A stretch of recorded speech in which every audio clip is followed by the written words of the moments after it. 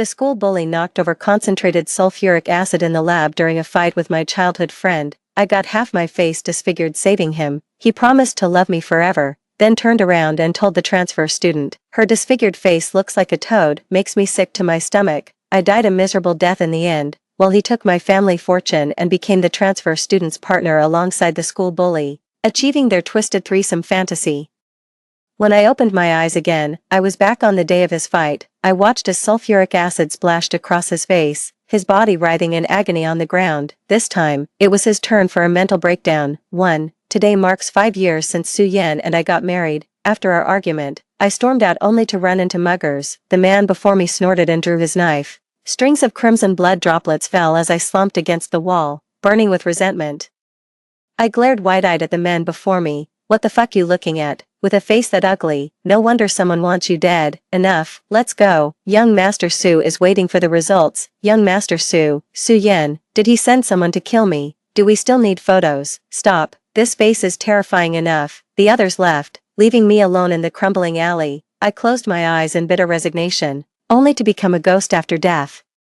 Watching Su Yan become Jiang Yu's lover, sharing her with her husband, Jiang Yu gave birth to triplets, with the children calling both men daddy and papa. The sight of their blissful domestic harmony drove my resentment to its peak before darkness swallowed my vision. Su Yan and Qi Yi are brawling in the chemistry lab. My eyes flew open, only to find Jiang Yu standing before me. She still looked youthful in her school uniform, pure as a jasmine blossom. Yet a fleeting glint of jealousy flashed through her eyes. Did I just reincarnate in my past life? I heeded her words and rushed over, just in time to push Su Yan away when they knocked over the concentrated sulfuric acid. Even the school bully Qi Yi scrambled back in panic, leaving me as the sole victim of disfigurement. As I endured the agony of sulfuric acid eating through my flesh, the ambulance carried me away while those two groveled apologetically around the transfer student. I later learned they'd brawled because both wanted to be Jiang Yu's escort at the school festival. On the day of the festival, while I underwent skin graft surgery in hiding, Jiang Yu made a dazzling entrance arm in arm with both of them at the ball. With my tragic example as a warning, the two realized their feud would only end in mutual destruction. Under Jiang Yu's mediation, they reached a peaceful agreement, and the three lived happily together. After my death, my parents died in a car accident while rushing to see me. The Su family fortune fell entirely into Su Yan's hands, who used it to fund a lavish three-way wedding ceremony. This time, I won't let any of them escape. Just like in my past life, I scrambled to my feet and rushed toward the laboratory under Jiang Yu's knowing gaze. 2. Just like in my past life, when I pushed through the crowd and arrived, Su Yan was grappling with Qi Yi against the reagent cabinet. The sulfuric acid bottle on the top shelf tilted and toppled over. Amid the panicked screams around us, I lunged forward, but this time, my target was Qi Yi. "Stop fighting." Shouting those words while charging at Su Yan, I accidentally slipped and bumped into Qi Yi's back, cutting off his escape route in one swift move. Just before the impact, he looked up and saw the tilting liquid, letting out an instinctive scream of terror. The spilled liquid splashed not only on Su Yan's face but also into Qi Yi's mouth before he could close it. "Happy now? If you love it this much, you'd better be ready to face the consequences." A disfigured one, a mute, and a white lotus. What a perfect match. Everyone around saw that I only slipped while trying to break up the fight. I collided with Qi Yi and fell backward, my elbow hitting the cold lab floor. The pain made me want to grimace, yet I couldn't tear my eyes away from those two. Ah. Su Yan collapsed to his knees instantly, writhing in agony as he curled into himself. His hands hovered helplessly near the source of pain, too terrified to touch, screaming in horror. Just like in my past life, back then, Qi Yi had even casually pulled out his phone to record the scene. This time, he knelt on the ground with bloodshot eyes, clutching his throat as his lips trembled, barely managing to choke out half a sentence. A few drops of sulfuric acid dripped onto his chin, eating through the skin and raising blisters. My throat. Watching their agony filled me with unprecedented exhilaration. "Love each other. Isn't that what you wanted? May the three of you cherish this love for eternity." Jiang Yu arrived just in time to witness the scene. The two most promising students had met with disaster. The female lead turned pale with shock, standing frozen at the sidelines. My classmates helped me up from behind as I clutched my bruised elbow. Struggling to maintain order, "Class rep, go get the teacher. Quick, everyone step back. Don't touch them. Go get water, now." Under my direction, the crowd calmed down and began moving with orderly precision. Aquino struggled to stand, attempting to approach Jianyue when she recoiled instinctively at the acid-scarred ruin of his face, then suddenly seized my injured arm. The pain made me gasp. Saran, why didn't you save him? Even if Xuyan doesn't like you, he's still your childhood friend. How could you be so heartless as to just let him die? Before she could finish, I slapped her across the face. The room fell dead silent. She clutched her cheek, staring at me with wounded eyes. I'm not their damn mother. Whatever happened when those two decided to brawl in the lab has absolutely nothing to do with me. Got it? Instead of blaming me, why don't you ask what started their fight? The real culprit is whoever provoked them in the first place. Besides, if you cared so much about them, why didn't you break it up yourself? Why drag me all the way over here? As I finished speaking, murmurs rippled through the crowd. Wasn't it Jianyu who caused Su Yan and Qi Yi to fight? Didn't Jianyu come running back from the lab just now? She didn't even try to stop them and just ran back here. Jianyu never expected things to turn out this way. 3. I always turned a blind eye to her provocations in front of me. As Su Yan put it, Saran, you have everything. You could never understand Jianyu's struggles. She worked so hard just to share the same classroom with you. Can't you let her be? I glanced down at my 5-figure shoes and 6-figure outfit, then nodded solemnly. I never gave her a hard time. Little did I know that while man harbors no ill will toward the tiger may still seek to harm man. Here's the water. A classmate brought over a small bottle of water. Jianyu quickly snatched it, rushed nervously to Su Yan, while still managing to explain the situation to Qi Yi who happened to pass by. Yan's injuries are more severe. Qi, wait a moment. With great effort, she twisted open the small water bottle, ignoring the protests behind her, and poured it over Su Yan's face. Adding water to concentrated sulfuric acid dilutes it into dilute sulfuric acid, releasing substantial heat.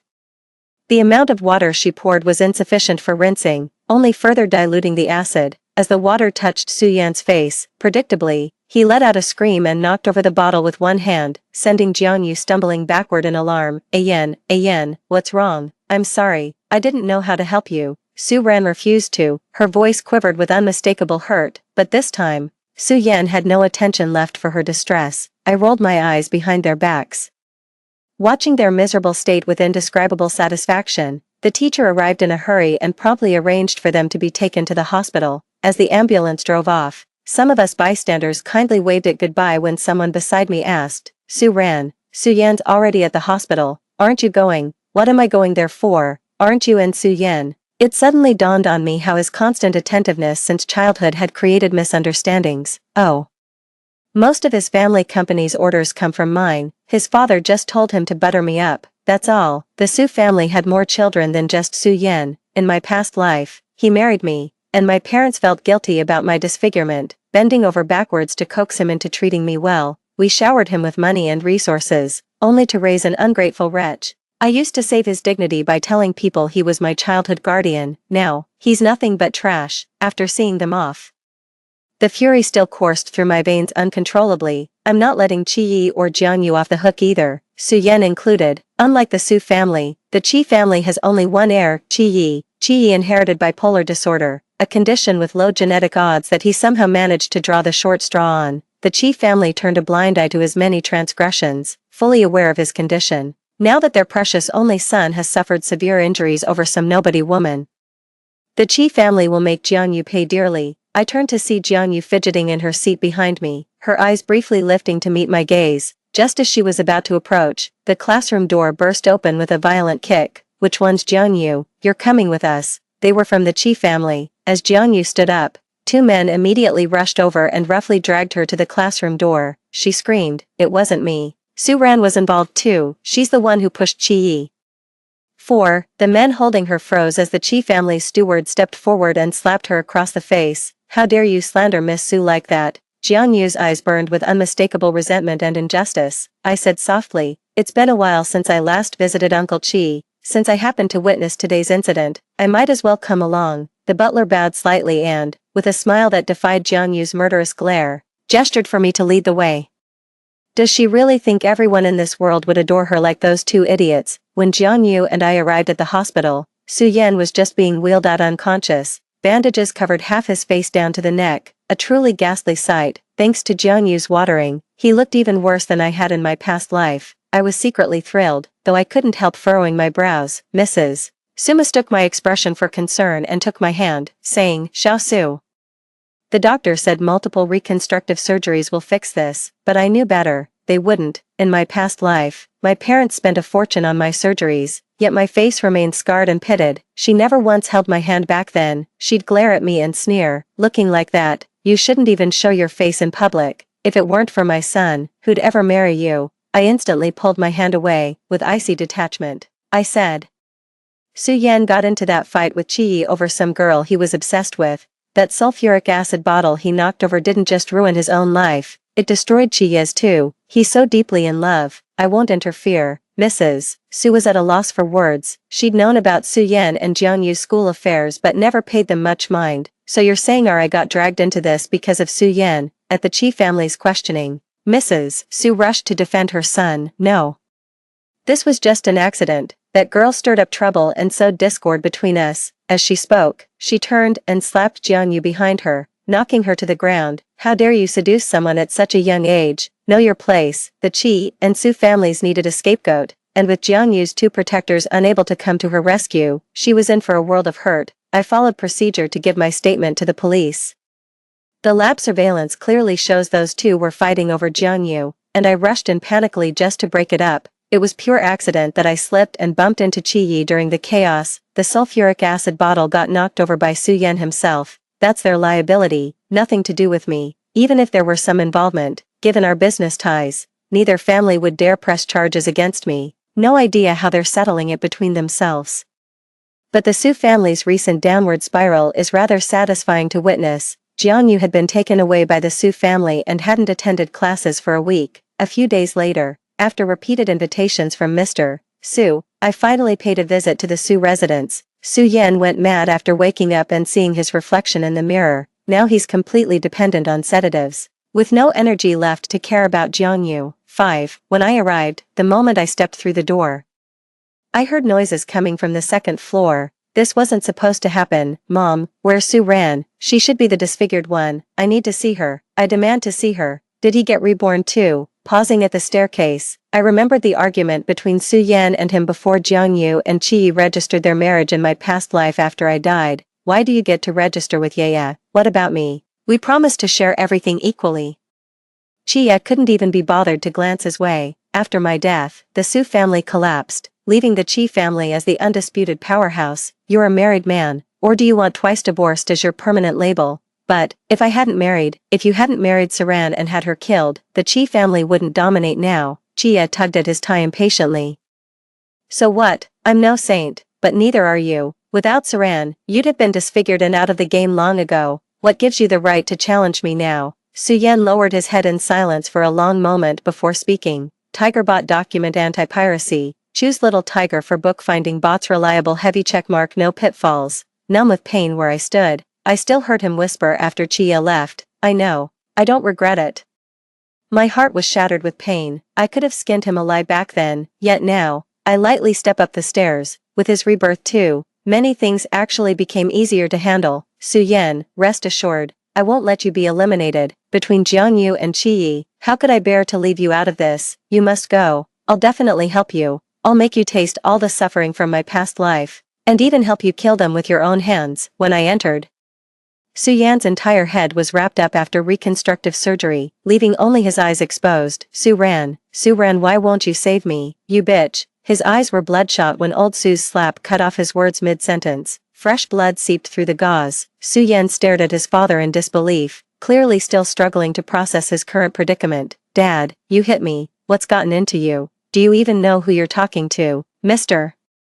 Su invited me here precisely to see if I'd help the Su family out of old friendship." "Xiao Ran, don't be angry. Ayen's been emotional ever since his face got disfigured. He didn't mean it." He began to grasp the situation and offered an apology through gritted teeth. I nodded in agreement. Ran, I'm sorry, I didn't mean to." Only after everyone left did he finally look up and ask me, "Su Ran, why didn't you save me back then?" He asked as if it were the most natural thing in the world, making me seem like some unforgivable villain. Suppressing the surging hatred, I spoke with feigned concern as usual, even squeezing out a tear at the corner of my eye. "How could I not save you? I was already rushing over. But then I bumped into Shino and couldn't reach you in time," I said with deliberate regret. "You say you were already coming for me." His eyes darkened instantly. "During those years as Jiang Yu's subordinate, Chiye's worsening bipolar disorder had taken its toll on him. I nodded. The constant verbal abuse. Why wasn't it you who got disfigured and kicked out? How dare a dimwit like you challenge me? For secure document protection, choose Xiao who bought reliable, stable, and scam-free. Floating beside him, I saw the truth. His compliance was merely skin deep. How disgusting when a man bites a dog. Now two dogs fighting. That's entertainment. Heard that Aquino barged in the other day and kidnapped Jiangyue who was visiting. TSK. Even pushed the poor auntie down while shouting something about. I trailed off deliberately, baiting his anger. Last lifetime, Aquino got Monday, Wednesday, Friday while he didn't even get Tuesday, Thursday, Saturday. That pathetic second fiddle existence of his was downright satisfying. What did he say? For secure document protection against piracy, choose Xiao who bought reliable, trustworthy, and guaranteed to steer you clear of pitfalls. No output as the provided text is empty or contains only a non-printing character. I lowered my head and whispered, Aquino said your disfigurement makes you worthless now, that you can't compete with him anymore. But don't overthink it, modern medicine can fix anything, you'll recover. Will I, though? Of course not. He remembers exactly how hideous my face was in my past life. He turned his back on me, cursing bitterly, Chino, I'm already back, there's no way he wouldn't be. He's doing this on purpose. I watched his meltdown from behind. He spun around and grabbed me, pleading desperately, Ran, you still love me, right? You'll help me, won't you? Please contact Dr. Song Yu abroad for me, please, Song Yu, that two-faced expert my father paid a fortune for in my past life, the very same snake the Su family bought off. I've already arranged it, they're on their way, relax. Every wrong you did to me in our past life, I'll return in kind, during the anniversary gala.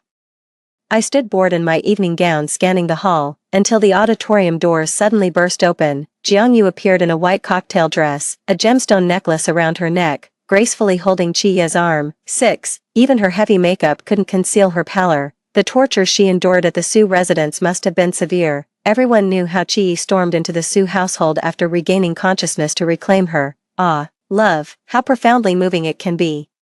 I sighed wistfully when suddenly a voice chimed in behind me. From another perspective, it's utterly foolish, don't you think? I turned to see Lu Yuanzhou. The frail young master of the Lu family possessed surprisingly gentle features. He tilted his head slightly with a light cough before stepping forward. Miss Su, care to collaborate? After all, dying a miserable death in my past life wasn't exactly pleasant. I shot him a piercing glance, to which he responded with a faint, apologetic smile.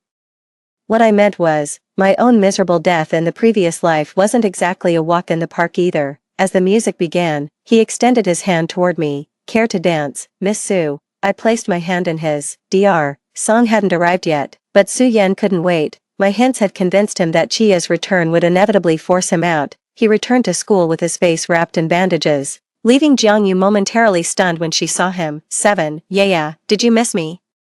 Why didn't you come visit me? Jiangyu stood frozen in place. Without me around to mediate between those three this lifetime, she's really struggling to balance both relationships.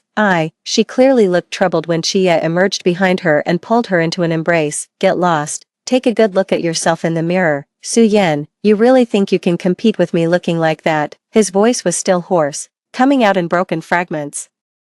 And the strain of speaking only worsened his irritation. After speaking, Chia casually pushed the person aside and pulled Jiangyue toward the classroom, standing behind Xuyan. I clearly saw Jiangyue glance back, her delicate face etched with helplessness, as if she were utterly reluctant. Ran, Dr. Song is on his way, right? Of course. He turned back, his bandaged eyes shadowed with gloom. Ran, help me bring Dr. Song here. In return, I'll help you outbid the Chi family for the South District project. Deal. My eyes flickered. In my past life, the Chi family had secured this project. After completing the commercial street, they reaped enormous profits and permanently overshadowed the Su family. I don't know how the Chi family secured it, but Su Yan knew. They'd been sharing resources since that point. The Su family lacks the capability for this project. He's trying to use me as leverage to suppress the Kais. A slow smile spread across my face as I pulled out my phone and dialed my father right in front of him. Dad, is Dr. Song on his way? Could you hurry him along? The call ended as I flashed him a radiant smile. Don't worry, Ayen, I've got your back, straight to your doom. With that face of his, Su Yan finally experienced the same scornful looks I endured in my past life. People may not say it out loud, but their judging eyes speak volumes. Jianyu especially took advantage of my hospitalization to spread rumors at school, claiming Su Yan had rejected me multiple times, and that I deliberately let myself get hurt to guilt-trip him. After returning, I endured not just contemptuous stares but covert verbal bullying lurking in the shadows. Su Yan clearly loves Jianyu. After scheming to make yourself this pathetic, do you really think he'd ever love you? Pathetic love addict, can't live without a man for a second. Stay away from her. That scar on her face is disgusting. The torment drove me to breaking point. I often hid alone in the stairwell, until one day I overheard Jianyu say tearfully, "Brother Su, you're already engaged to Su Ran. Please stop coming to see me." Su Yan pulled her into a protective embrace, his heart aching. Engagement? The sight of her face makes me sick. Yeah, wait for me. Once I marry her and secure the Su family's support and the Su family's power, no one will stand in our way. In my devastation, I rushed out and attacked them, only for Su Yan to personally shove me down the stairs. My freshly reconstructed face was torn apart again. Later, Su Yan told my parents I'd accidentally fallen. He even threatened to call off the engagement if I didn't admit to it. I was so foolish back then. After my face was ruined, my self-esteem hit rock bottom. After struggling with it, I eventually gave in, this time, without me as their cover. The relationship between those three was already exposed to the public. Isn't Jianyu into Qiyi? Weren't they already together? Why's he butting in? Are Jianyu and Qiyi dating? You didn't know. They were together the whole night at the school anniversary dance. Su Yan listened. Then during break when Qiya was away, he grabbed Jianyu and pulled her into the stairwell. With nothing better to do, I waited outside the restroom for Qiya out of sheer goodwill. Su Ran, 8. Without a word, I slapped him across the face, so satisfying. Just as he was about to lay hands on me, I took a step back and said indignantly, it was clearly Brother Shuyan who fell for Jianyu at first. He even got disfigured for her. How could you take advantage of his misfortune? I've already found the most renowned DR song for Brother Shuyan. Once his face heals, Jianyu will only have eyes for him. I sounded like some lovesick fool from a romance novel fighting for their beloved. My dramatic outburst actually made him laugh. You're really hung up on him. But how do you know Jianyu doesn't actually like me? I said smugly. If she liked you, why would she be sneaking around with Su Yan in the stairwell right now? If she truly wanted you, why didn't she choose you before Su Yan got disfigured? Jianyu had been stringing both guys along for too long. That last incident forced her to pick Qiyi for self-preservation, but now her balancing act was about to collapse. Qiyi stormed over with a dark expression, and I followed close behind. Just as I reached the door, I overheard Shuyan's accusatory questions. You're with him now. Then what about me? He forced you into this, didn't he? Jianyu replied softly but firmly. Stop asking. Ian, you know I'm different from you people. I've never had the right to choose. Listening from behind, I nearly laughed. No right to choose, but all too willing to share. With a frosty expression, Chia kicked open the stairwell door. Jianyu's delicate face froze for an instant before flashing with panic, as if weighing the odds between them. Then she suddenly threw herself into Chia's arms. Don't misunderstand. Su Yan was just emotional. I was only comforting him. My voice came from behind, laced with quiet intensity. What's there to fear, Jiang? Didn't you tell me yourself that Su Yan's the one who makes you feel most special? Now that we're all here, just say it plainly.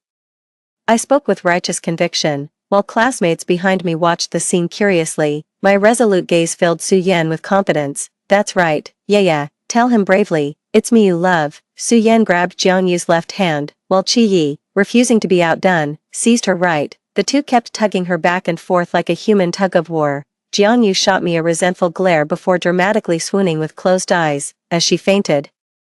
Chia rushed to catch her while Shuyan refused to back down. In their struggle, Chia shoved him. I was close enough to stop his fall, but chose not to. I watched coldly as he tumbled down, still clutching Jianyu's wrist, who in turn held on to Chia. With perfect timing, I accidentally stuck out my foot, sending all three crashing down together. Shuyan got dragged away again, his bandages soaked with blood. The other two escaped relatively unscathed, brimming with silent delight. I turned, only to meet Jianyu's piercing gaze. Su Ran, you did that on purpose. I arched my eyebrow, mimicking the tone of a villainess from a drama. Of course I did. How dare you chase after others when Brother Su Yan adores you so much? You betrayed him first. You deserve to be knocked down. Jianyu visibly let her guard down, a flash of triumph in her eyes before she put on a pitiful act. I know you like him. I didn't mean to. With no one around, she whispered in my ear. What can you possibly do, Saran? He only likes me. Both of them only want me. How pathetic. nobody loves you. I stared at her calmly, completely unfazed, then grabbed her hair and slammed her to the ground, punching her. Love this, love that, are you brain damaged? Can't survive without a man's affection. Newsflash, not everyone's as pathetic as you. Disgusting. Su-Yan's rehabilitation this time will take months. They even arranged secret treatment for him. He still hasn't returned. Even after everyone graduated, during these months he's been away, we've actually stayed in touch. Not just that, we even got engaged. 9. He thinks I'm still hopelessly in love with him like in my past life, planning to use me to suppress the Chi family before swallowing my assets after marriage. But that's all just wishful thinking on his part. Thanks to him, the Su family snatched several of the Chi family's contracts. Not just the South District project. To show my sincerity, I occasionally crash Chi Yi and Jiang Yu's dates, just to make sure they don't progress too fast. Wouldn't want Su Yan to return to find himself completely irrelevant. Right after graduation, I took over the company, drawing from my past life's memories. I rooted out several traders in advance, built close ties with the Chi family, and became the hottest commodity in our circle. Lu Yuanzhou was sitting across from me, sliding a proposal my way when he called directly to say he was being discharged from the hospital. Miss Su, you're nearly ready. Isn't it time to bring this childhood friends act to an end? I studied the strategy document he'd handed me, the final blow against the Su family. Just wait a bit longer.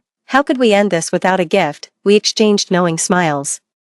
The next day, the proposal materialized on Akino's desk. Miss Su, what's the meaning of this? Sitting across, I glanced at Jiang Yu standing behind Chia, quite different from how she was treated in my past life. Last time around, Chia was too busy competing with Su Yan for her affections, treating her like fragile porcelain. Would he ever have let her work as an assistant? Love only shows its true depth when there's comparison. Partnership, isn't it obvious?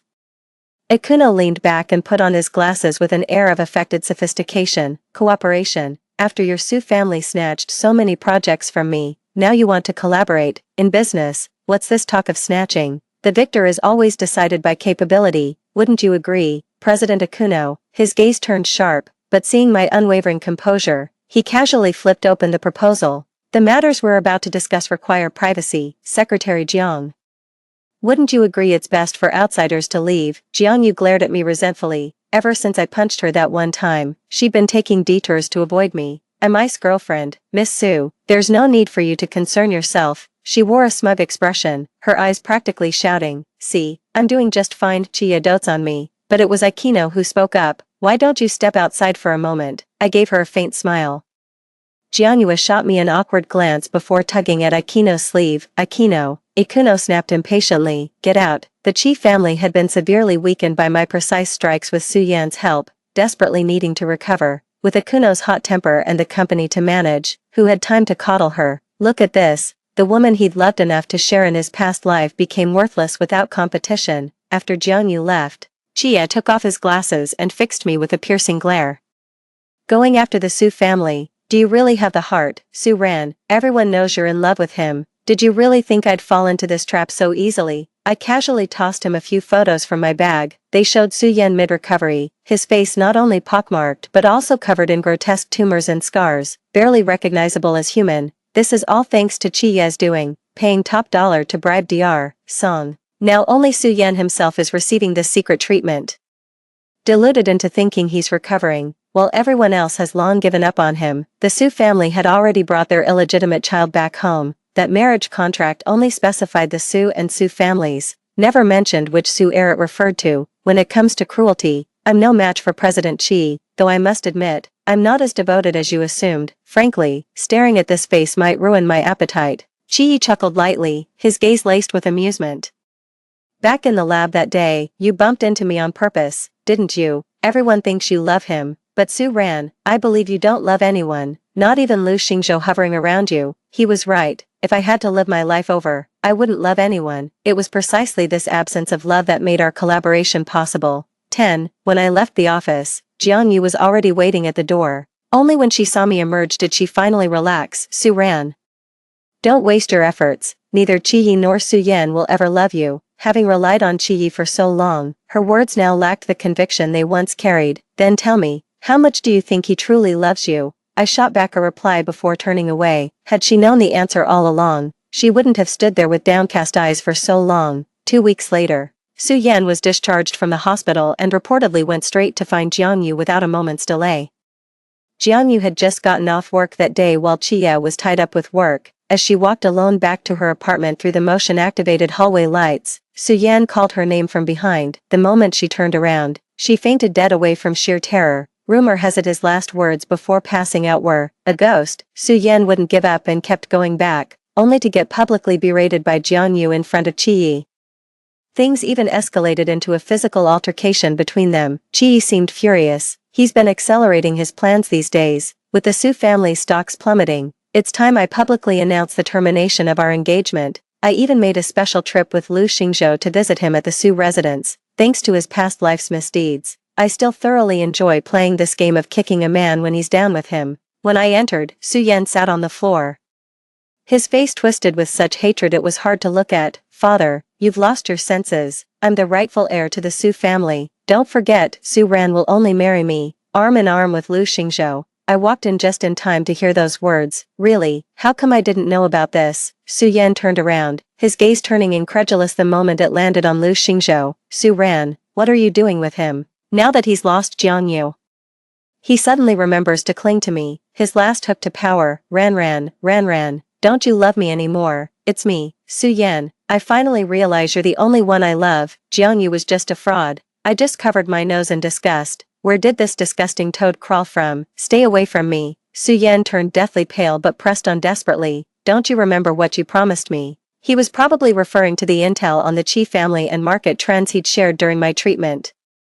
"What exactly did I promise you?" "I don't recall any such thing. Just like in our past life when I confronted him after marriage. Why he'd gone back on his word after proposing. He'd said it with that condescending tone. We're adults here. Verbal promises mean nothing. Contracts are mandatory for any collaboration. Didn't you know that?" I tilted my head, staring at the person on the ground as I said in confusion. "I don't recall promising you anything. Between adults, formal contracts are standard practice. Are you seriously unaware of that?" His eyes burned crimson with rage when suddenly, as if struck by realization, he lunged at me with a furious shout. "Something's off. I knew it. You've been reborn too, haven't you?" This was deliberate. "Su Ran, how could you be this vicious?" Before he could finish his tirade, Mr. Su had him dragged away.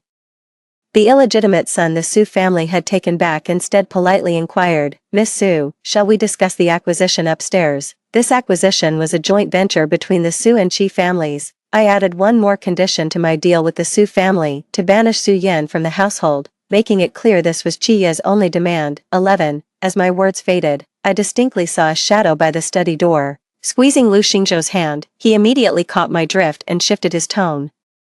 "Given young Master Su's current state, second young Master Su shouldn't forget to personally express gratitude to the Qi family. After all, bribing Dr. Song cost a fortune, and Mr. Qi also played no small part in bringing second young Master Su back." Su Mo nodded, speaking in an ingratiating tone. "Of course, I shall never forget Mr. Qi's assistance in this lifetime, but besides Mr. Qi, I cut him off mid-sentence. "The tea's gone cold, let's have a fresh pot brought in." "My apologies, I'll summon someone immediately." When Su Mo opened the door, the hallway stood empty. Su Yan would never know the second half of that sentence was meant to be, "And I'm grateful to myself too. After all, I was the one who personally recommended him to Qi Yi. Without his inside help, taking down the Su family wouldn't have been this effortless." After being driven out, Su Yan reportedly got roughed up by Qi Ye's men a few times before vanishing without a trace for years. The next time I heard about him was on TV, when I was accompanying Lu Xingzhou to meet his parents. Qi Yi brought Jiang Yu to the press conference, where the assailant slipped through the chaos, doused them in gasoline, and lit a lighter live on air. He screamed, "Liars, you're all liars. Last lifetime I was your stepping stone. This lifetime you pushed me out. Dream on if you think you'll find happiness." The spark ignited the gasoline in an instant, engulfing the formally dressed pair in flames, leaving them in utter disarray. "This has nothing to do with me. I didn't lift a finger. Just had someone let him in, that's all." Watching Jiang Yu get disfigured and Qi land in the ICU, I seized the chance with the Lu family's backing to snap up most of the Qi shares. Damn Qi's tough luck, still clinging to life by a thread. Had no choice but to arrange for Su Yan to get beaten half to death in prison. Young Master Su. The Qi family fell into chaos, and I seized the opportunity to make a killing. I'd planned to deal with Jiang Yu while I was at it, but after the Qi family incident, she was simply cast out. that fire left her disfigured, and what little money she had left wasn't enough for treatment. Now she's packing parcels at a delivery station, a fitting end if you ask me. I'll let her be. I never planned to get married in this lifetime. But between parental pressure and Lu Xingzhou's tireless devotion, working for me without pay, I reconsidered and ended up registering our marriage. Before signing the papers, I warned him, I might never love you in this lifetime. Can you live with that? To my surprise, he agreed. We've both cheated death once, no need for pretenses. Just companionship will do. He's really odd. Many years later, I overheard my daughter ask, Dad, how would you describe love? He picked her up with a smile and said, love can't be captured in a single word. It's about acceptance, companionship, and weathering life's storms together. It's an action. My daughter suddenly understood. I get it now. It's just like you and Mom. Yes, just like Mom and Dad do. The end. Story 2. My stepbrother committed suicide, and he died in the year when our relationship was at its worst. Yet he still left his billions of dollars in inheritance to me.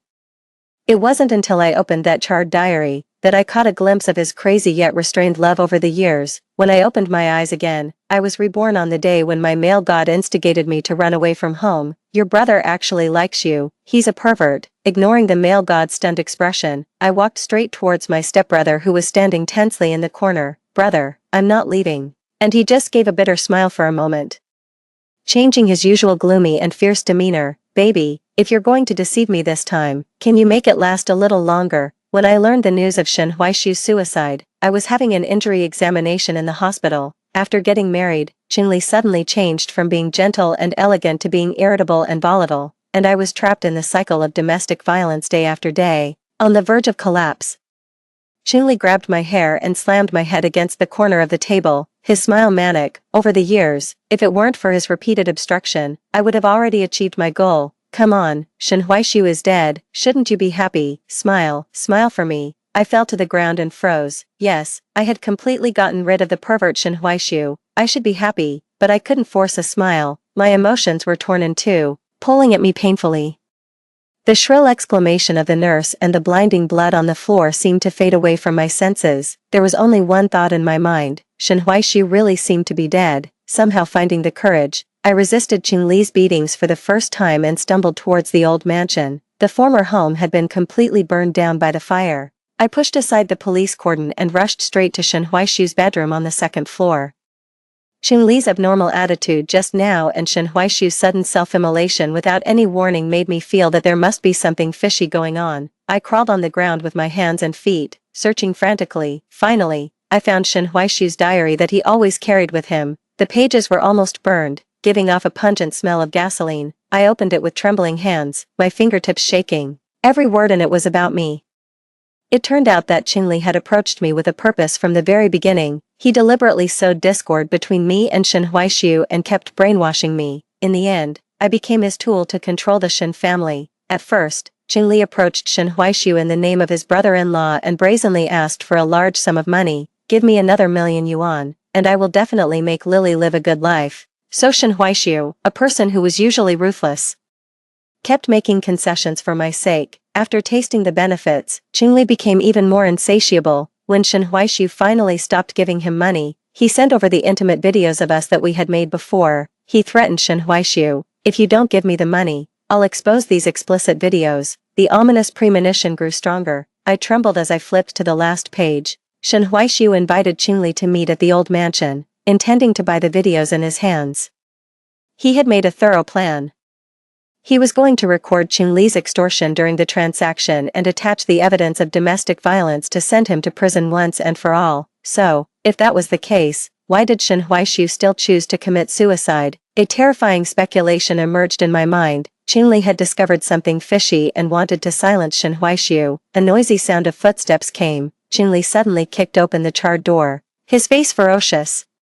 Shen Huaishu actually left all his inheritance to you. Even though you treated him like that, he still thought of you. I've been scheming for so many years, but I haven't gotten a single cent. Wenli, you're going to the notary office with me now and transfer the Shen family to me. Otherwise, I'll beat you to death. Leaning on the floor, I struggled to get up. The diary that I hadn't finished reading was quickly closed. As I trembled, a withered pear blossom fell out.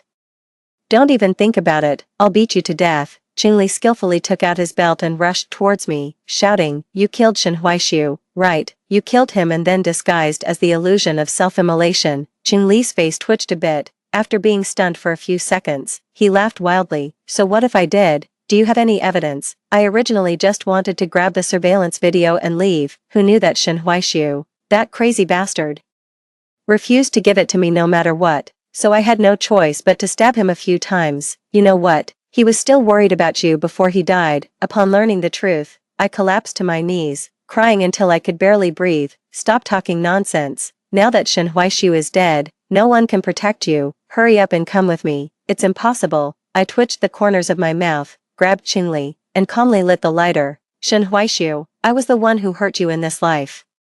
I'll come down right away to apologize to you." There was an explosion, and the flames instantly engulfed my skin. I held the diary tightly and lost consciousness. "Before I died, I thought sadly, Shen Huaishu, did it hurt this much for you too at that time?" When I opened my eyes again, I was reborn. I went back to the day when Qingli instigated me to run away from home. "Wenli, your brother actually likes you. He's definitely a pervert, but it doesn't matter. I'll protect you.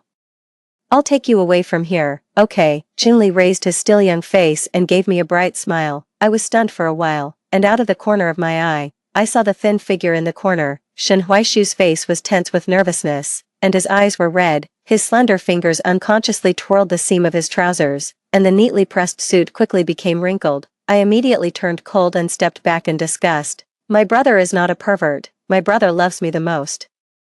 In my previous life, because I couldn't accept the family restructuring, I was very Shen Huaishu, my stepbrother. It just so happened that Shen Huaishu had an extremely strong desire to control me, and his discipline towards me was strictly even to the point of being pathological. So when Qingli exaggeratedly showed me the photos that Shen Huaishu had secretly taken, I was even more determined to run away. But Shen Huaishu lost his mind and tied me up and locked me up on the spot. Because of this, I thought even more that Shen Huaishu had ill intentions towards me. Every day, I either went on a hunger strike or threatened to jump off the building. I even pointed at his nose and cursed, "You pervert, I wish you were dead." Since then, my relationship with Shen Huaishu hit rock bottom. Qingli took advantage of the situation and began to erode the Shen family. This time around, I must not make the same mistake again. Ignoring Qingli's stunned gaze, I bypassed him and threw myself into Shen Huaishu's arms directly. "Brother, this person is speaking ill of you behind your back." I clearly felt Shen Huaishu's body stiffen, and a look of panic flashed in his usually indifferent eyes.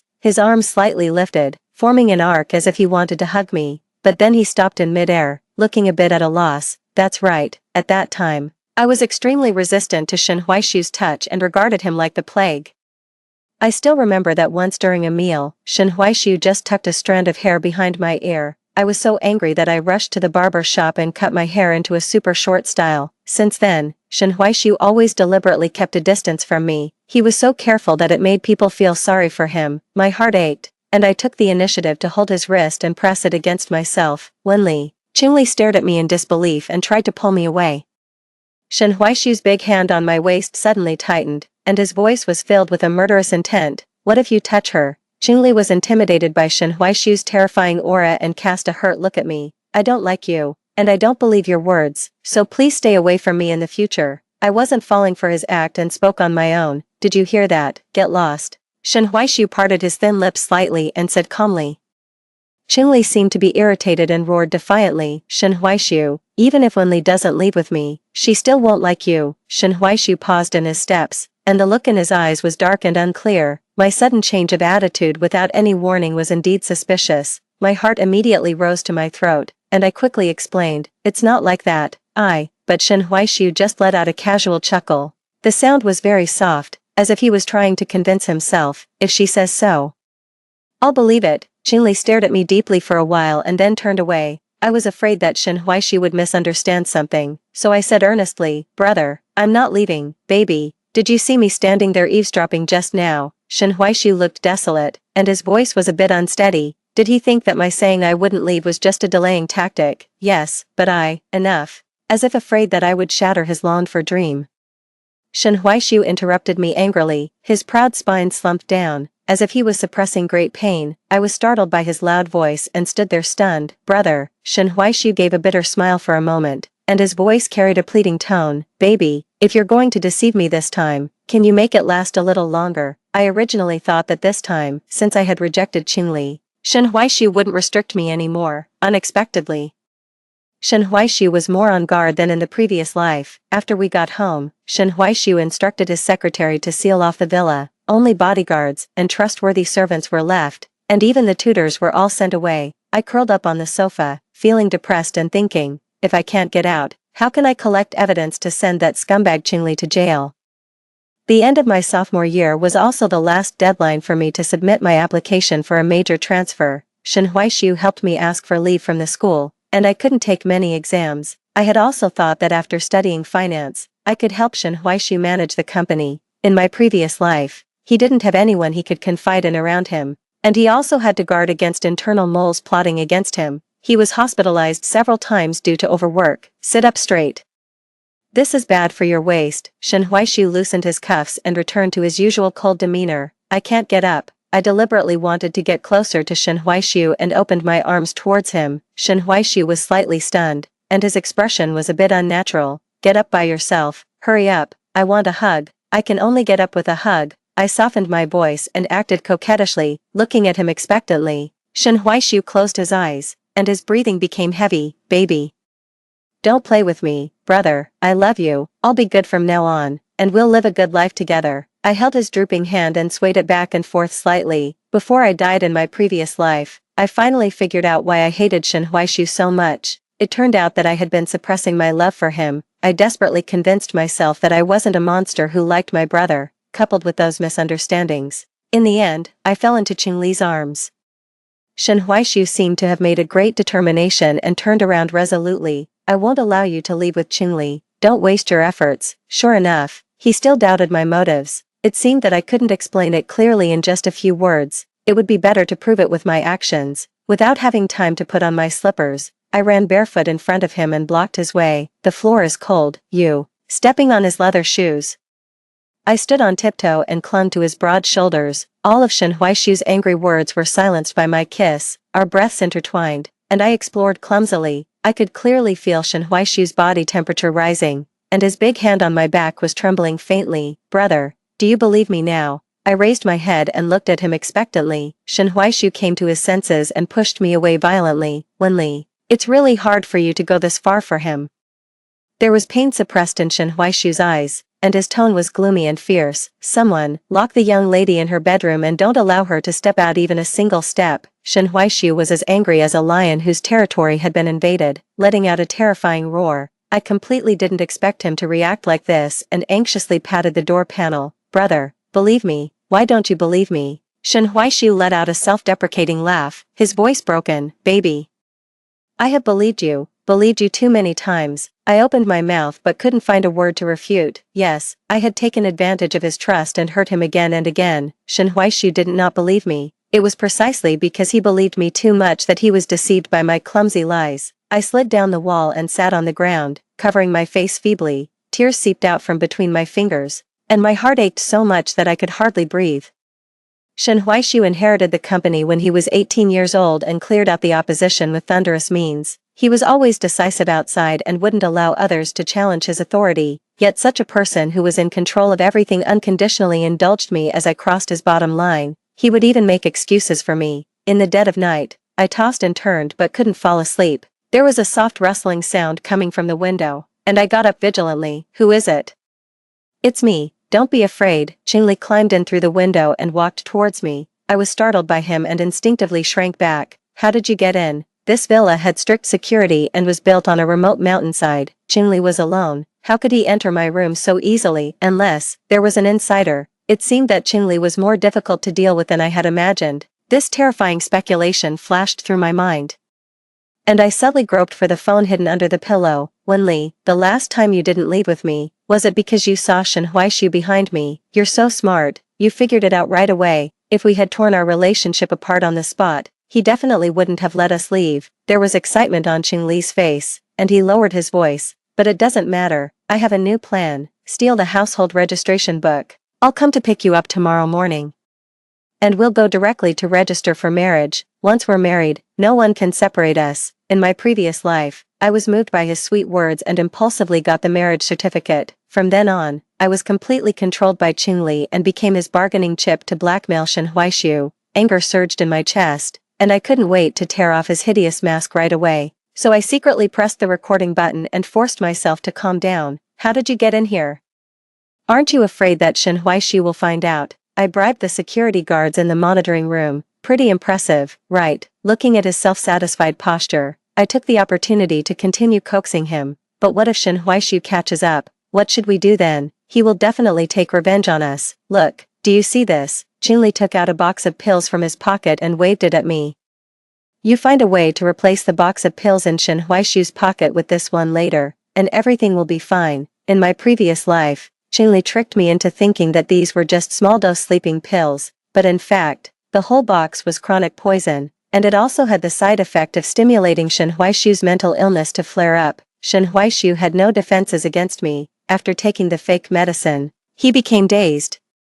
He got into a car accident on his way to chase after me and almost lost his life. I clenched my teeth in resentment and forced a false smile. Okay, don't worry, Wenli, I love you, we'll be together soon. Qingli blew me a kiss pretending to be affectionate and got up to leave. I clenched the box of pills in my hand, and my expression turned cold. Now there is both the recording and the physical evidence.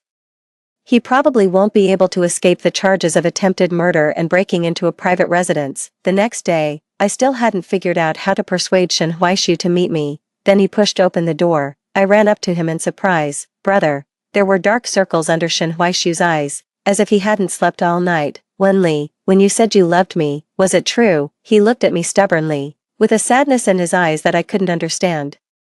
Shen Huaishu rarely called me by my full name, except when he was angry, so I felt an unexplainable sense of unease. Of course it's true, because of my lack of security, I instinctively wanted to hold Shen Huaishu's hand, but he dodged. Brother. I frowned in confusion and stood there awkwardly. Shen Huaishu smiled, but as he smiled, his eyes turned red. How much do you love me? So much that you want to kill me, right? Shen Huaishu flipped over the bedside table and stared fixedly at the box of pills that scattered on the ground. No, brother.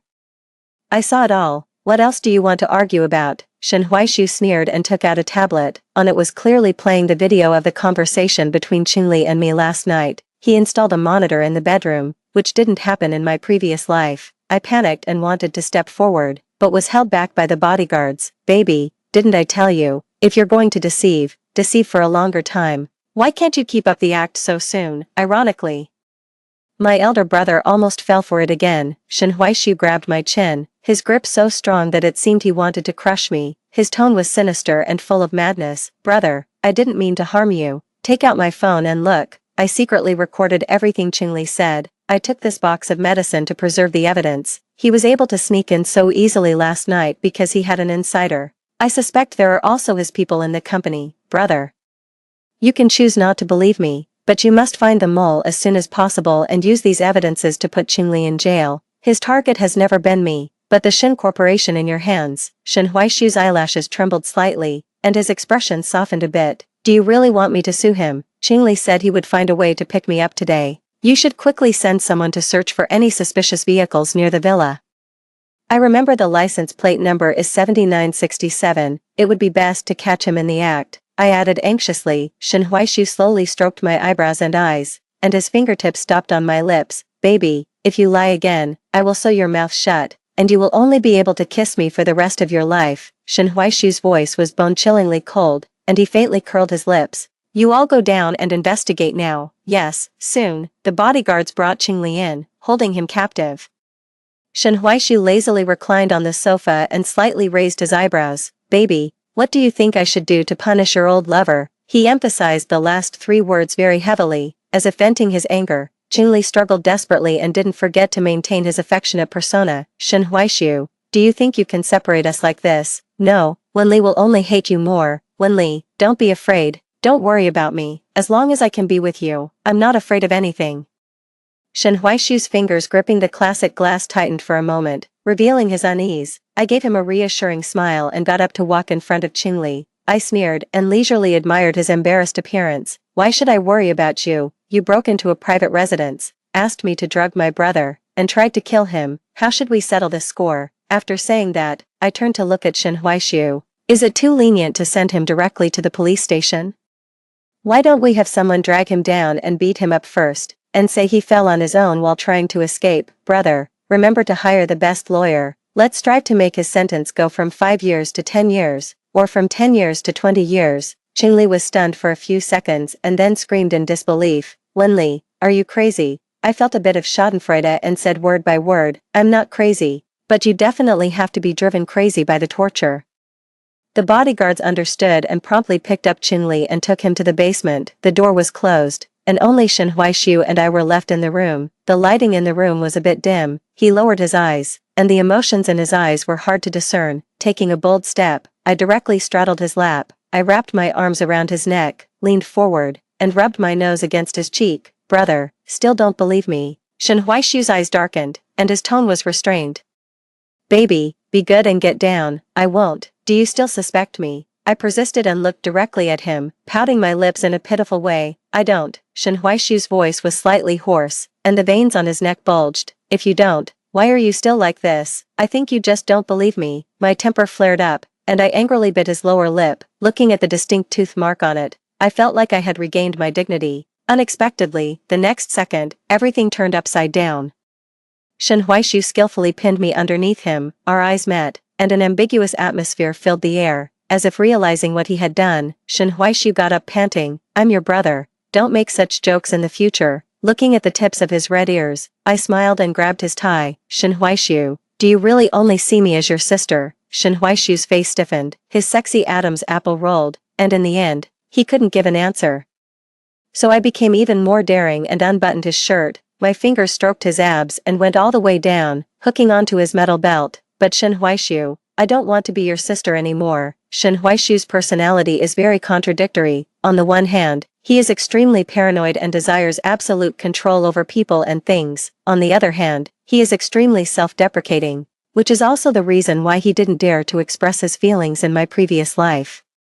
Especially when facing me, Shen Huaishu often couldn't reconcile his feelings. Therefore, I misunderstood him for most of my life. In this life, I don't want to miss him again, and I don't want to wait any longer. Since he doesn't dare to get close, then I will take the initiative. Baby, you will regret it. You don't know me. Shen Huaishu seemed to have some difficulty saying it, and his expression was gloomy. I will accept everything about you.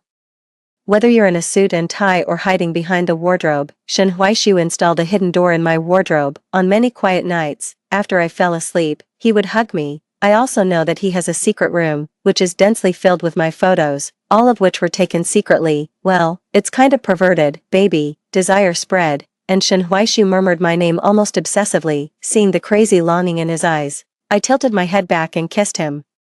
Then everything started to get out of control. Shen Huaishu forcefully pressed the back of my head, seizing every bit of air in my mouth. The heat spread like wildfire, and Shen Huaishu brutally ignited my body. I hardly had any rationality left, and I pushed his solid chest with difficulty. Stop. Not here. I was brave enough to tease him just now, but now that it's really the critical moment, I'm a bit hesitant. Shen Huaishu chuckled, and his movements became even more intense. Baby, don't be in a hurry. We'll go one place at a time. Help, is he deliberately misinterpreting my meaning? In the end, I was carried onto the desk by Shen Huaishu. In a daze, I accidentally swept the diary off the desk. It fell to the ground and opened in a messy way. A soft spot of light spilled in through the gap in the curtains and happened to fall on the sentence that I couldn't finish reading in my previous life. It read, "The pear flower is a metaphor, and you are the real thing." And that pear flower was still in full bloom, exuding a fresh pale white color. Feeling Shen Huaishu's strong heartbeat, my tears suddenly fell. Shen Huaishu kissed the corner of my eye and said softly, "Did I hurt you?" "No." "Then why are you crying?" "I'm just too happy, baby." "I can make you even happier." He smiled and coaxed me, deliberately softening his voice, which made him seem even more alluring and affectionate. I've heard this nickname many times, but I still blush. This night seemed both extremely long and extremely short. How should I describe it? It's as if I've lived 2 lifetimes. But only at this moment do I truly want to live. I originally thought that life would go on peacefully like this, but in just half a month. I received the news that Qingli was released from prison. What on earth is going on? The unknown fear is always particularly tormenting, and I slapped the desk in a hurry. Shen Huaishu took my hand and gently rubbed it, carefully examining it. "Does it hurt?" "It's all red." "Ah, it doesn't hurt. hurry up and talk about the important thing. I gave him an impatient look and said anxiously, that day, I tentatively told Shen Huaishu about my memories of the previous life. He investigated several department managers according to the clues I gave, but found nothing. This made me even more panicked. Why isn't things developing according to the pattern of my previous life? Shen Huaishu pursed his lips, looking a bit like a wronged little wife who didn't dare to voice her anger. Aren't I just caring about you, baby? Do you dislike me now? Talk about the important thing. Oh, then tell me. It's just that someone found a scapegoat for Qingli to take the blame. And also spent a large amount of bail money to release him, so in the end, he was only classified as a burglary case. How is that possible? There must be a big shot behind him, otherwise, just by himself, he couldn't have handled these things so thoroughly and wouldn't have been able to come up with so much money. Qingli came from a poor family and had a tough time in the early years, in my previous life. He wanted to use me as a stepping stone to enter the Shin Corporation and rise to the top in one fell swoop. I've already sent people to investigate. Shen Huaishu handed me a stack of documents. It clearly recorded the income and expenditure records of Qingli's bank account. He just got out of prison yesterday. How could he transfer 500,000 yuan in my previous life? Before Qingli and I got married, Shen Huaishu sent someone to investigate his net worth. It was exactly 500,000 yuan. Neither more nor less. This was all the savings he had accumulated from working after graduation. He had always been greedy for money, so how could he spend all his savings at once? Qingli is very smart. This money has passed through several accounts and even went overseas once. But the more cautious he is, the more it indicates that there is a problem. So I dug deeper and found that the recipient is the person in charge of our headquarters. Has the mole been caught? Yes. I've already sent people to monitor them. I also basically have a grasp of their specific plan. I let out a sigh of relief. I still feel that things aren't that simple. Don't worry, I'll handle it well. Just as I was starting to feel at ease, Shen Huaishu's special assistant knocked on the door with a serious expression. Come in, President. Company R has just launched a batch of new products. Their new products are exactly the same as our unannounced patents. From the packaging to the formula, I know, don't panic. You immediately notify the senior management and hold a meeting right away. The shareholders are already in the meeting room. The special assistant looked at me and hesitated to speak. Go on. The manager of the RD department said that a Mr. Qingli reported anonymously that Miss Wen leaked the business secrets. The shareholders are very emotional now. I see. I'll go there right away. I nervously grabbed Shen Huaishu's hand. I didn't do it. I believe you. Shen Huaishu calmly opened the computer and uploaded the materials, as if he wasn't surprised at all. Did you already guess that Qingli would cause this trouble? Shen Huaishu held my hand back, with a calm smile but a hint of fierceness in his eyes. I didn't originally want to push him to his death, but he shouldn't have, above all else, targeted you. In the meeting room, Qingli's gaze landed on the hands that Shen Huaishu and I were holding, and his expression turned venomous. Shen Huaishu pressed my shoulder and motioned for me to sit in the upper seat that originally belonged to him, and he stood by my side. Suddenly, the expressions of everyone in the room changed slightly, and the looks they gave me became more reserved. Handing the USB drive to the secretary, Shen Huaishu calmly spoke. I heard that you all have some opinions about my girlfriend. Everyone present was a shrewd person. After seeing Shen Huaishu's attitude towards me, they all started to play for time and didn't want to be the one to take the lead. Qingli's face turned darker and darker, and he couldn't hold back and stood up. Mr. Shen, I want to report that Miss Wen leaked the business secrets. Do you have any evidence? Shen Huaishu raised his lips calmly, looking relaxed. Wen Li and I used to be in a relationship, so we were bound to the same email account. These days, I accidentally found that she sent a lot of internal materials to Group R. How can you prove that these documents were sent by Wen Li? Hacking accounts is a common thing these days. I also have a video of Wen Li entering and leaving the laboratory to copy the materials, as well as the bank transfer records. The receipts show that Wen Li has transferred money to the person in charge of Group R several times. How do you explain these? Cold sweat broke out on my palms, and I angrily looked at Qingli. At that time, Qingli told me that Shen Huaishu had ruined his postgraduate project in order to force him to leave, and he asked me to go to the laboratory of the Shin Corporation to help him find some clues. When we were in a relationship, Qingli also lied to me, saying that he wanted to prepare a marriage fund for our future and tricked me into transferring money to an account every month. I never expected that he had already started making plans for himself so early. Transferring money doesn't necessarily mean it's an improper transaction, and entering the laboratory doesn't necessarily mean it's related to this leakage of secrets. If any of the shareholders have doubts about these behaviors, I don't mind applying for the intervention of the judicial authorities for investigation, after all. I also really want to know which mastermind behind the scenes has been dragging my people into trouble. Qingli seemed not to have expected that Shen Huaishu would be so calm and composed, and a trace of crack appeared in his proud expression. In my previous life, the reason why he could provoke Shen Huaishu time and time again and take advantage of the loopholes was that he had me in his grasp, but this time, Shen Huaishu had no weaknesses. Qingli's expression was a bit ferocious, and his face turned red as he shouted loudly, "Then does Mr. Shen dare to find someone to confront me? You're welcome to do so at any time." Qingli glanced at me and said impatiently, "The witnesses are the financial officer of Group R and the manager of the scientific research department of the Shen Corporation. They are both willing to testify that when they secretly operated to leak the secrets. Is that so? Then let's hear it."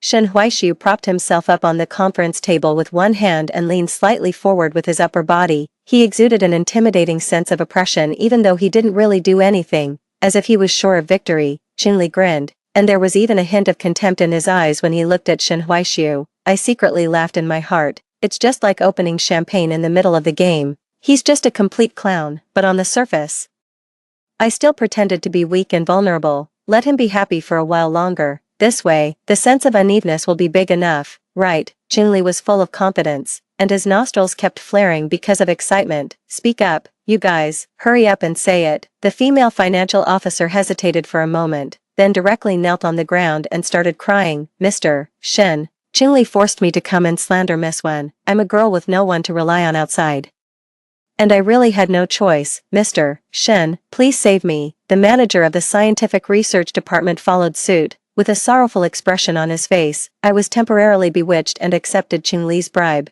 so I intended to frame Miss Wen. In fact, all of this was planned by Qingli, and he also stole the patent. I beg Mr. Shen to show mercy considering that I turned myself in." Yes, it was all planned by Qingli. He had long colluded with Group R to deal with our Shen Corporation, the financial officer hastily echoed. In tears, Shen Huaishu was richer than Qingli or Group R, and his methods were even more ruthless. He just invited their families to spend a few days on vacation in the private valley under the Shen Corporation's name, and these two moles were so scared that they defected immediately. The situation was reversed in an instant, and Qingli was so shocked that he could hardly stand steady. "You're crazy, how dare you frame me? Bitch, you took my benefits and then turned against me. They're all talking nonsense. Don't believe them." Qingli was so angry that he didn't care about his image and started cursing. He even blurted out and admitted to bribing others without thinking. The shareholders present all showed expressions of disgust and made sighing sounds. These voices undoubtedly stimulated Qingli's broken nerves again. He rushed up and tried to hit me. "It's you. Isn't it you who did this?" The security guards rushed forward quickly and controlled him. Looking at his twisted appearance lying on the carpet, Shen Huaishu leisurely turned on the large screen. On it were scrolling the criminal evidence of Qingli and the transaction videos of hiring people to convict others. "Congratulations, you've got 2 new charges. You've known about this for a long time, haven't you? I'm going to kill you all. Kill you all, Wenli, even though you're my wife. You still dared to betray me. The thing I regret the most is not killing you earlier. No, Group R will protect me. We're in the same boat, and I've done so much for them. They can't just ignore me." Qingli roared wildly, and his resentful eyes seemed to pierce through me. "You're thinking too much. Group R can't even save itself now, so how can they have the time to take care of you?" Shen Huaishu smiled sarcastically and looked down on Qingli's ugly appearance. The assistant enlarged the small window at the bottom of the screen, and it strikingly showed the live broadcast page. Group R originally wanted to join forces with Qingli to put the Shen Corporation in a situation of internal and external troubles, but now they have completely shot themselves in the foot. There were already tens of thousands of bullet comments, all accusing Group R of being shameless. Public opinion was boiling, and the stock price plummeted. Group R probably had no chance of making a comeback. "This is impossible. If we do it again, I can't lose to you all again." Qingli stared wide-eyed as if he couldn't rest in peace, and his behavior became more and more crazy. "Do it again." Hearing this sentence, I was suddenly stunned, and my hands and feet instantly turned cold. Qingli had also been reborn. No wonder I didn't find anything when I tried to catch the mole according to my memories of the previous life. I couldn't imagine how miserably we would have lost if Shen Huaishu hadn't made preparations in advance this time. Shen Huaishu keenly sensed my emotions and squeezed my palm. "Don't worry, even if we do it 100 times over, he's no match for your man. As long as you're on my side, I can't lose. The sound of police sirens came closer and closer, and 2 policemen came in to arrest Qingli. The shareholders left one after another, and the assistant started cleaning up the scene. Just when everyone relaxed their vigilance, Qingli suddenly broke free from the restraint while the police were putting handcuffs on him. He desperately grabbed my neck and took out a small knife and pressed it against my face. Step back, all of you step back. Okay, we'll all step back. Shen Huaishu had to let go of the hand that was holding my arm, and his voice trembled. Taking a deep breath, I tried to negotiate. You're hurting someone in front of the police now. And there's no turning back for you. If you let me go now, maybe you can get a lighter sentence. Turning back, you've all pushed me to this point. What turning back do I have? Qingli roared viciously, and the knife in his hand cut my cheek. I sucked in a breath of cold air in pain, and my fingers curled up in pain. Calm down, you can put forward any conditions you want. Shen Huaishu was tense all over, staring at me without moving. Fine, then all of you can be buried with me. I can't escape, and neither of you will have a good time. Do it again, you're still no match for me. Qingli's eyes were blood red, and he held me hostage and moved to the corner. He kicked over the water dispenser bucket and laughed wildly. Didn't you expect this? I still have a backup plan. Does this feeling seem familiar? This time, you're still going to die in my hands. I don't know when he replaced the water inside with gasoline. The pungent smell quickly filled the air. I couldn't stop shivering and said in despair, Shen Huaishu, leave quickly. Qingli lit the lighter and said in a mean tone, yo, so infatuated. As long as you don't hurt Wenli, I can give you the Shen Corporation. The police quickly evacuated the crowd and warned Shen Huaishu in a low voice to leave, but he just stared at me without the slightest sign of wavering. My lover is still here. I can't leave. Tears fell like broken beads. And I struggled violently. Shen Huaishu, go, leave. Qingli's hand around my neck kept tightening and threatened. Shut up. My eyes went dark, and I coughed violently, almost vomiting up my bile. You, smear the gasoline on yourself. As long as you die, I'll let her go. How about that? I shook my head desperately at Shen Huaishu. My heart was clenched into a ball, and the pain was almost suffocating. Okay, I'll do as you say. Shen Huaishu squatted down and scooped up the gasoline and smeared it on his clothes. Qingli had already lost his mind and laughed loudly. Wenli, look, you've killed him again. I'm not the culprit. You are. When you're underground, don't blame me. Blame yourselves for being useless. No, baby, you're not wrong. From the beginning to the end, it's him who's been causing trouble. Shen Huaishu smiled gently at me. The warmth between us obviously made Qingli even more excited. And his hand holding the lighter started to shake. Only the weak make excuses for their failures and shift the blame after they fail. Shen Huaishu stood up and pressed forward step by step. You're talking nonsense. I didn't lose. I didn't lose. I didn't lose at all. Qingli completely broke down, kept muttering to himself, and his movements became sluggish. In a moment of distraction, he exposed the part of his body that had been hidden behind me. The police hiding in the dark pulled the trigger and shot Qingli. Run. Shen Huaishu seized the opportunity and pounced on me, tightly protecting me under him. The lighter fell uncontrollably, and in an instant, flames burst out and the heat wave roared. The electronic devices made ear-piercing cracking sounds, and the current crackled. A sense of fear swept over me, and I held his bloodless face and cried out hoarsely, Shen Huaishu, wake up! Wake up! Help! Someone come quickly! Fortunately, the fire brigade had been on standby downstairs, and the fire was extinguished in time, but Shen Huaishu's back was still severely burned. In the hospital room, I couldn't stop crying when I looked at his body covered in bandages. The terrifying images from my previous life kept flashing in my mind, and I was extremely scared. Shen Huaishu looked at me with tears in my eyes and smiled helplessly. Come here and give me a hug. I wiped away my tears and carefully nestled into his arms. Yes, I've completely gotten rid of Shen Huaishu, this pervert, but I'm still scared. Let's not think about this. Let's talk about something else. After my mind slowly turned for a long time, I still subconsciously thought of Shen Huaishu's choice to sacrifice himself for me in both lifetimes. When he agreed to Qingli's request, he didn't even hesitate.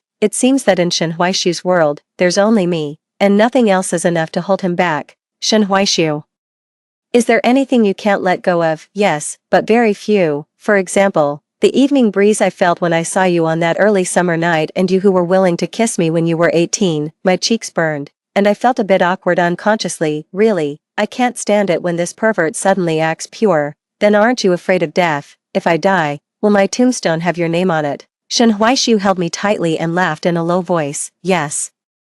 Then I'm not afraid anymore. Story 2. After 8 years of marriage to Chin Mo, I experienced an ectopic pregnancy with my first child. During that time, he held me tightly and reassured me, whether we have children or not won't affect our relationship, I only need you. However, on the day I had my surgery, he spent the whole evening holding a canary, watching fireworks. He even said to the canary, "Only I would want a hen that can't lay eggs."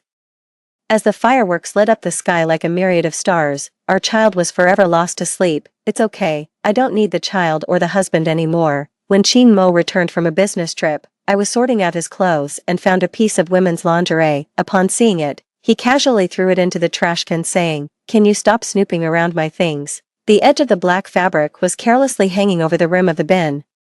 Chin Mo's phone was on the bedside table and lit up while I was lost in thought. Numbly, I picked it up and unlocked it. The password was still my birthday. The WeChat profile picture was a plush rabbit. "Are you up yet?" I scrolled up to find Chin Mo had taken a photo of the clothes lying in the trash can. Brother is so naughty, stealing someone's clothes and even getting them dirty. Chin Mo sent her 10,000 yuan with a message. "Is this enough to buy 10 pieces? Send me pictures when you get them. Do you want pictures with them on or off? What do you think, brother? You're so naughty." I forced myself to endure the disgust and photographed all the chat records with my phone, then set the message status to unread and put the phone back. Chin Mo came in smelling of cooking oil. I prepared the food. "Do you want me to cut some fruit for you?" I gave him a faint smile. "Sure." As soon as he turned around, I rushed to the bathroom to vomit, hearing the noise. He didn't come back but impatiently shouted from the doorway, "I told you not to eat random stuff. You never listen. I think your infertility is because of your eating habits, always blaming your poor health." Remembering the chat logs I had just seen, I felt a surge of nausea and almost threw up bile. The girl had asked him how it felt. He replied, "Nowhere as good as you, shy, JPG. What about your wife? Her body's like dried raisins, more off-putting than a streetwalker's. I'll wear the new clothes for you when they arrive." Oh my, I'm so embarrassed. I came out of the bathroom pale-faced. He was already sitting at the dining table, eating and rapidly texting. He just glanced at me briefly and then lowered his head. About that piece of clothing, he abruptly put down his chopsticks and phone, irritation clear in his expression. "That was a sample given to me by a new project partner at the company. Can you stop digging into every little thing, Suman? It's really annoying, you know." After Chin Mo left the house, I went to the hospital alone. This wasn't the first time I had experienced such vomiting. It was just the first time he had seen it. We had always wanted a child, although my body never seemed to agree. He had said before that we could go without children, but as time passed, seeing him enviously looking at other people's children always filled me with guilt and sadness.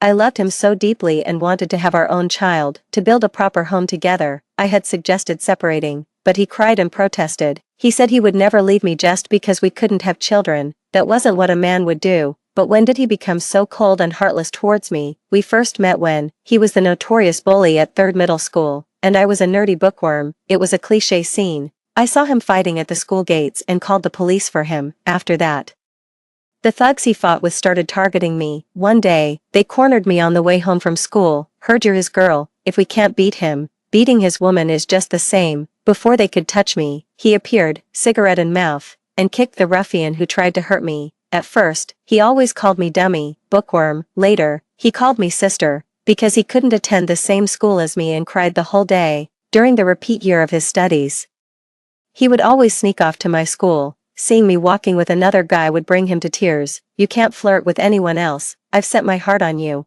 Watching you with someone else might as well kill me." To ease his mind, I visited him once a week. Later, his family cut off his allowance because he refused to study abroad. I worked part-time jobs tirelessly, working whenever I wasn't in class. It was a struggle, but we managed to get him through that repeat year. Eventually, he joined me at my school, and once we made our relationship official, he always talked about spending our lives together. In his 3rd year, while I was interning elsewhere, he and his friends were busy starting a business. Sometimes we wouldn't see each other for a month, but he would still call me daily, insisting on keeping the video call going even during his classes. That was until he collapsed from exhaustion and got pneumonia after getting caught in the rain, which landed him in the hospital. I took time off work to take care of him. When he woke up, he hugged me and cried, Man, I'm scared of dying because I can't bear the thought of never seeing you again. Will you stay by my side forever? I won't let you suffer. I promise." He kept his word and within a year became a rising tech mogul in the capital. I no longer had to desperately seek clients and chase performance targets. Clients flocked to us like butterflies to a flower. And within 6 months, I had started my own company. Even his father began to see him in a new light, yet, despite my accomplishments matching his father still looked down on me. She has no power or background, a simple family history. How will she help you in the future? The first time he took me home, his father said this right in front of me, but he firmly held me close and said, I want her, and no one else. Would you want her even if she can't have children? At that time, his father even dug up my medical records from the hospital. Due to overworking during my part-time jobs in college, I was told by doctors that my chances of getting pregnant were slim. Upon hearing this, Chin Mo simply said, it doesn't matter, having children or not won't affect our relationship, I just need you. But today, he poured scalding hot tea into my already festering wound. The scab might never form now. Just 3 weeks ago, a new life began growing inside me. I sent a message to my best friend. She sent a bunch of congratulations. Finally, I get to be a godmother. It's an ectopic pregnancy, and also, Chin Mo has cheated. She then retracted all her previous messages and sent one last line, if you don't leave him, don't come to me. I called Chin Mo, but his assistant answered the phone. He never let his assistant answer my calls because he had told the assistant that he must personally take calls from me. Madam, the boss is currently unavailable. The assistant's voice was anxious, fearing my reaction. As I had always been temperamental and delicate since being with him. People say love is like nurturing a flower. I could be delicate when he loved me, but without his love, my delicacy became disgusting. I understand. Tell him to come home tonight. I prepared a table full of his favorite dishes, but he didn't return even by midnight, nor did he call. I reluctantly used my morning memory to search for that girl's WeChat name on Weibo. I actually found it, and just a minute ago, she had posted a status. She had just uploaded a photo of a man, topless and face unseen, in a dim and blurry light, yet, I recognized him at first glance. It was Chin Mo. His physique was impressive, with well-defined abs and broad shoulders tapering to a slim waist. Even at 28, he still maintained himself well, but what made me recognize him wasn't his body, but it wasn't just the faint scar on his left shoulder. But now there was a fresh bite mark on that shoulder. The girl's caption read, a seal of love for brother's metal heart. Every time, when our emotions ran deep, I would bite the scar on his shoulder. Each time, he would laugh softly, looking both rogue and handsome. Sis, still got the strength to bite me. How about a few more times? Sometimes when he annoyed me, he would cheekily bring his shoulder close to my mouth for a bite. Come on. A bite and it won't hurt anymore. I'll let sister bite me for a lifetime. What did I say back then? I said, you better keep your word, or I'll never look back for the rest of my life. It turns out there was indeed a day when I had to fulfill my own promise. Well, no need for a farewell dinner now. I just can't figure it out. My husband was fine. How did he suddenly turn bad? Everyone said I married a good man, that everyone should look for a man like Chin Mo. It was only after I went through this girl's Weibo thoroughly that I understood. Turns out she was a girl his family had once sponsored. Her first Weibo post was a photo with Chin Mo, the brother who sponsors me. He's so handsome. When will I ever be worthy to stand by his side? In the photo, Chin Mo stood beside her with a slightly cynical air, his expression unreadable. But I saw a unique tenderness in his eyes that was reserved just for him. I remembered a day after we were together. He mentioned that his family was sponsoring a little girl who was very hardworking and always wanted to come to our city. He only brought her up that one time. Early the next day, he rushed back looking disheveled. His usual neat shirt was only half-tucked, and his beard had grown quite a bit, but his face wore a look of satisfaction. When he saw me having breakfast, he came over wanting to hug and kiss me, but I coldly pushed him away. Dirty. He playfully scraped my nose and chuckled, still mad. Didn't my assistant tell you yesterday? I had to finalize a project urgently. Didn't even come home. I put down my chopsticks. I'm going to work. He put down his briefcase, took off his coat, and tried to hug me. I kept his hands away. I said, I'm going to work. He suddenly frowned. Didn't I tell you that you don't have to work this hard? Why are you going to work again? I've rested long enough. I looked into his eyes, void of any emotion. Half a year ago, I was accidentally hit by a prop on the set and nearly drowned. Chin Mo was both angry and scared. Not only did he sue the entire production team, but he also used drastic measures to bring down the investors. Afterwards, he didn't want me to work, saying he was afraid I would get hurt again. And that he could earn plenty of money. Indeed, he wasn't lying. He gave me dozens of credit cards, each with no spending limit. I'll drive you. He grabbed his clothes and keys and followed me out. I knew I couldn't argue with him, so I let him drive me. I had forgotten to bring a hair tie, so I casually opened the central glove compartment, a pack of sanitary pads, one missing, and an open pack of brown sugar ginger tea lay quietly inside. My blood froze instantly, and I was stuck in place. I'm allergic to that brand of sanitary pads, and I never drink brown sugar ginger tea, because I hate ginger. Chinemo noticed my unusual behavior and pulled over, seeing me staring blankly at the items inside. He picked up the hair tie from those items and handed it to me. Isn't this what you were looking for? I stared at him coldly. Aren't you going to explain? These aren't yours. What's there to explain? His impatience showed again, and I calmly smiled. Yes, there's nothing to explain. The old me would have probably made a scene by now, but today, the more evidence of his infidelity, the more relaxed I became. He seemed to be struck by my response, becoming completely stiff. Before leaving, he tenderly tied up my hair. There, it's been too long since you rode in my car. You've forgotten your own things. Has it been too long since I rode in his car, or too long since he loved me? I didn't ask, because I no longer wanted the trash that could be so easily taken away. Just after arriving at the company, I asked my assistant for the contact details of the best divorce lawyer in the city. I also scheduled surgery for next week, and Jo-won booked her flight in advance, saying she would come to accompany me. So, my visit to the company today was solely to clear up the shares, preparing for the property division, but I didn't expect her to come. She was very beautiful, dressed in branded and luxury items. She didn't look at all like she came from a rural area.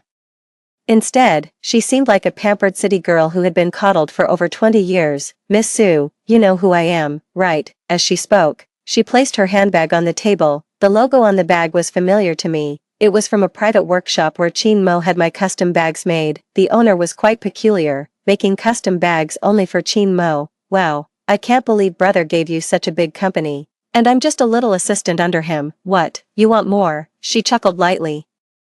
Of course, but I'm not in a hurry. Once you step down, all this will naturally be mine. You probably don't know, but brother said you're like a hen that can't lay eggs. She looked somewhat smug. I raised an eyebrow. So what? I can bear children. I'll give brother many, many children. You must know how much brother loves children. She showed me a video. It was a video of Chin Mo and her playing games with children at an orphanage. In the video, Chin Mo was laughing happily, walking along with the children, exchanging smiles with her. Then she opened another video, this one in a hotel. In the video, she asked Chin Mo, your wife hasn't had children, you don't blame her, a hen that can't lay eggs, what's there to blame? She's only useful to me. Hearing the man's condescending tone, I remained unusually calm. You're the best. He casually blew smoke rings. Isn't it good to set oneself up as a good man? After the video ended, I felt a surge of nausea and hurried to the restroom to vomit. It was utterly disgusting. I directly called Chin Mo. His assistant answered the phone. I forced a smile. His little canary came to trouble me. Seems she wasn't pampered enough. Do I need to send her back to him? Less than 10 minutes later, Chin Mo arrived. The girl hid behind him upon seeing him. Brother. He anxiously looked her over, seeing nothing wrong, and then turned to ask me, you didn't do anything to her, did you? I crushed the cigarette in my hand, unable to smoke, just holding it to smell, so anxious. He frowned at the cigarette between my fingers. When did you? I stood up, leaning on the desk with a bright smile. Why not hide it better? Chin Mo's expression stiffened, and he distanced himself from the girl. It's not what you think. Ching Ching is just my assistant. Remember, she's a girl my family once helped. I nodded. I remember. He seemed to breathe a sigh of relief, then tossed Su Qing's bag to her and told her to go out. Su Qing stomped her foot in frustration. Brother, get out. He suddenly yelled at her. Even I was startled. His eyes, red and full of fury, softened when he turned to look at me, replaced by the tenderness and fear I hadn't seen in a long time. Man, wife, I didn't know she would come to you. I won't let her appear in front of you anymore. Whatever. I waved nonchalantly, indifferent to wherever she chose to go. He seemed surprised by my calm demeanor, but mostly, he appeared relieved. He walked over, took my hand gently, and kissed it. Wife, I'm sorry. I was wrong these past few days. He rambled on about how busy work was and how tired he felt. He even apologized for the harsh words he had spoken that morning and went so far as to show me a lingerie collaboration project his company was working on. I was so annoyed by his incessant chatter and disgusted to the point of nausea. After pulling my hand away, I took a document out of the drawer and handed it to him. He opened it with a puzzled look. What's this? He had just pulled out half of the paper from the envelope when he suddenly threw the contract on the table. I disagree. It was a divorce agreement. I had printed it out as soon as I arrived. and the lawyer had mentioned that our financial ties weren't extensive, though now there was a child involved. Truthfully, I hadn't initially wanted him. But when I found out he was coming, I couldn't bear to let go. Fortunately, fate made the choice for me. It was as if even the heavens were aiding me. He paced around the office. Why, man, I've apologized. Why do you still want a divorce? Because of Ching Ching. I've told you, she's just my assistant. You don't like her. Fine, I'll fire her right away. Watching him flit about in front of me like a desperate clown, I had to interrupt him. Stop pretending. It's nauseating. I'm not, he said, pouting, his voice trembling and his expression as anxious as the day our college entrance exam results were released. That was the first time I saw him cry. Ever since he played the hero and rescued me, he had always followed me around. He'd follow me to and from school and appear at my classroom door during breaks, fooling around with a group of boys. Someone teased him, something's off, hanging around our class door every day. Who has caught your eye? Who else but the best? He admitted openly. Back then, I was the top student in my grade, and everyone knew who he was referring to. His friends joked, she's the top student, liking her won't change your prospects. You guys are destined for different universities. From that day on, he did more than just follow me. He clung to me for tutoring and begged for my class notes. Over time, even those who knew him began to believe he had truly changed. Because of me, even the teachers tolerated his occasional skipping of classes to join mine, because he was so diligent, uncharacteristically so. Yet even with all his efforts, he still didn't perform well. I was the humanities valedictorian, and his scores could only get him into a second-tier university. He knew I wouldn't lower my standards to choose a university with him, so on the day the results were announced, he first congratulated me with a smile, but then he started crying. Man, what do we do? I don't want to be separated from you. I just can't. I scolded him playfully. Stop playing the victim. I'm not, he replied, looking as pitiful as a puppy that had been abandoned. Only then did I truly believe that the school's tough guy, the big shot bully, was genuinely heartbroken because he couldn't attend the same university as me. The same trick, which had deceived me over a decade ago, no longer worked. Seeing that I remained unmoved, he quickly switched tactics. Suman, I'm begging you, please, can't you forgive me just this once? Why, after over a decade of being together, you want to just call it quits? I won't sign the papers. Absolutely not. You can forget about it. He tore the divorce agreement to shreds, as if to vent his frustration. I sat there watching his tantrum, completely unmoved, until he slammed the door and left. A tear fell onto the table with a soft plink. I raised my hand to wipe it away, but the tears kept coming. After all, we had been together for so many years. How did it come to this? For 5 consecutive days, Chin Mo didn't come home at night. It seemed like he was doing it on purpose. Having his friends take loads of photos and posting them online. All the pictures showed him getting cozy with Yi Qing. There were photos of them kissing in a club, bungee jumping together, and having a water fight at the beach. He looked carefree in every single one. I had someone move all my belongings out of the house and burned what I didn't want. What couldn't be burned, I smashed. They weren't even worthy of being called trash, just worthless junk. In less than a day, the house was empty. After I finished, Zhou Wan came over. As soon as I met her, we went to the hospital. She looked at my thin face, tears streaming down her cheeks. It's been tough, my treasure. I held her hand, not crying, but feeling a warmth in my heart. It's okay. It's like I've died and come back. Before the surgery, the doctor asked for a family member to sign the paperwork. Since I had no relatives around, the only person left was Chin Mo. I had no choice but to call him. Maybe he would want to see his unborn child one last time. As soon as the call connected, I could hear a girl's moaning on the other end. Brother, let go of me. Damn it, your mother's dead. Zhou Wan couldn't help but shout into the phone. Yi Qing suddenly started crying. Woo, brother, someone cursed at me. Chin Mo, as if just realizing, picked up the phone with a fierce tone. Suman, why the hell are you barking? Didn't you say I have something going on with Ching Ching? There was nothing before, but there is now. Are you happy? Even so, don't even think about divorcing me. Who else would want you?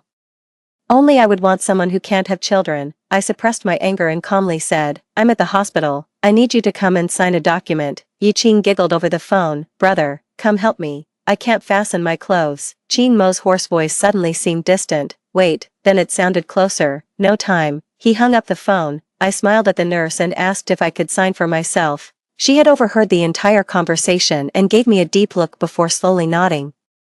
Zhou Wan was sobbing uncontrollably beside me. Before entering the surgery room, I checked Yi Qing's social media. 10 minutes ago, she had posted a new status. Ching Ching, Woo-woo, I just cried my eyes out. But brother said he's arranged fireworks all over the capital for me to see later. I'm so happy. Just then, the lawyer called. He told me we had enough evidence to file for divorce. Suddenly, I felt the child was fortunate. Baby, it's good you won't come into this world.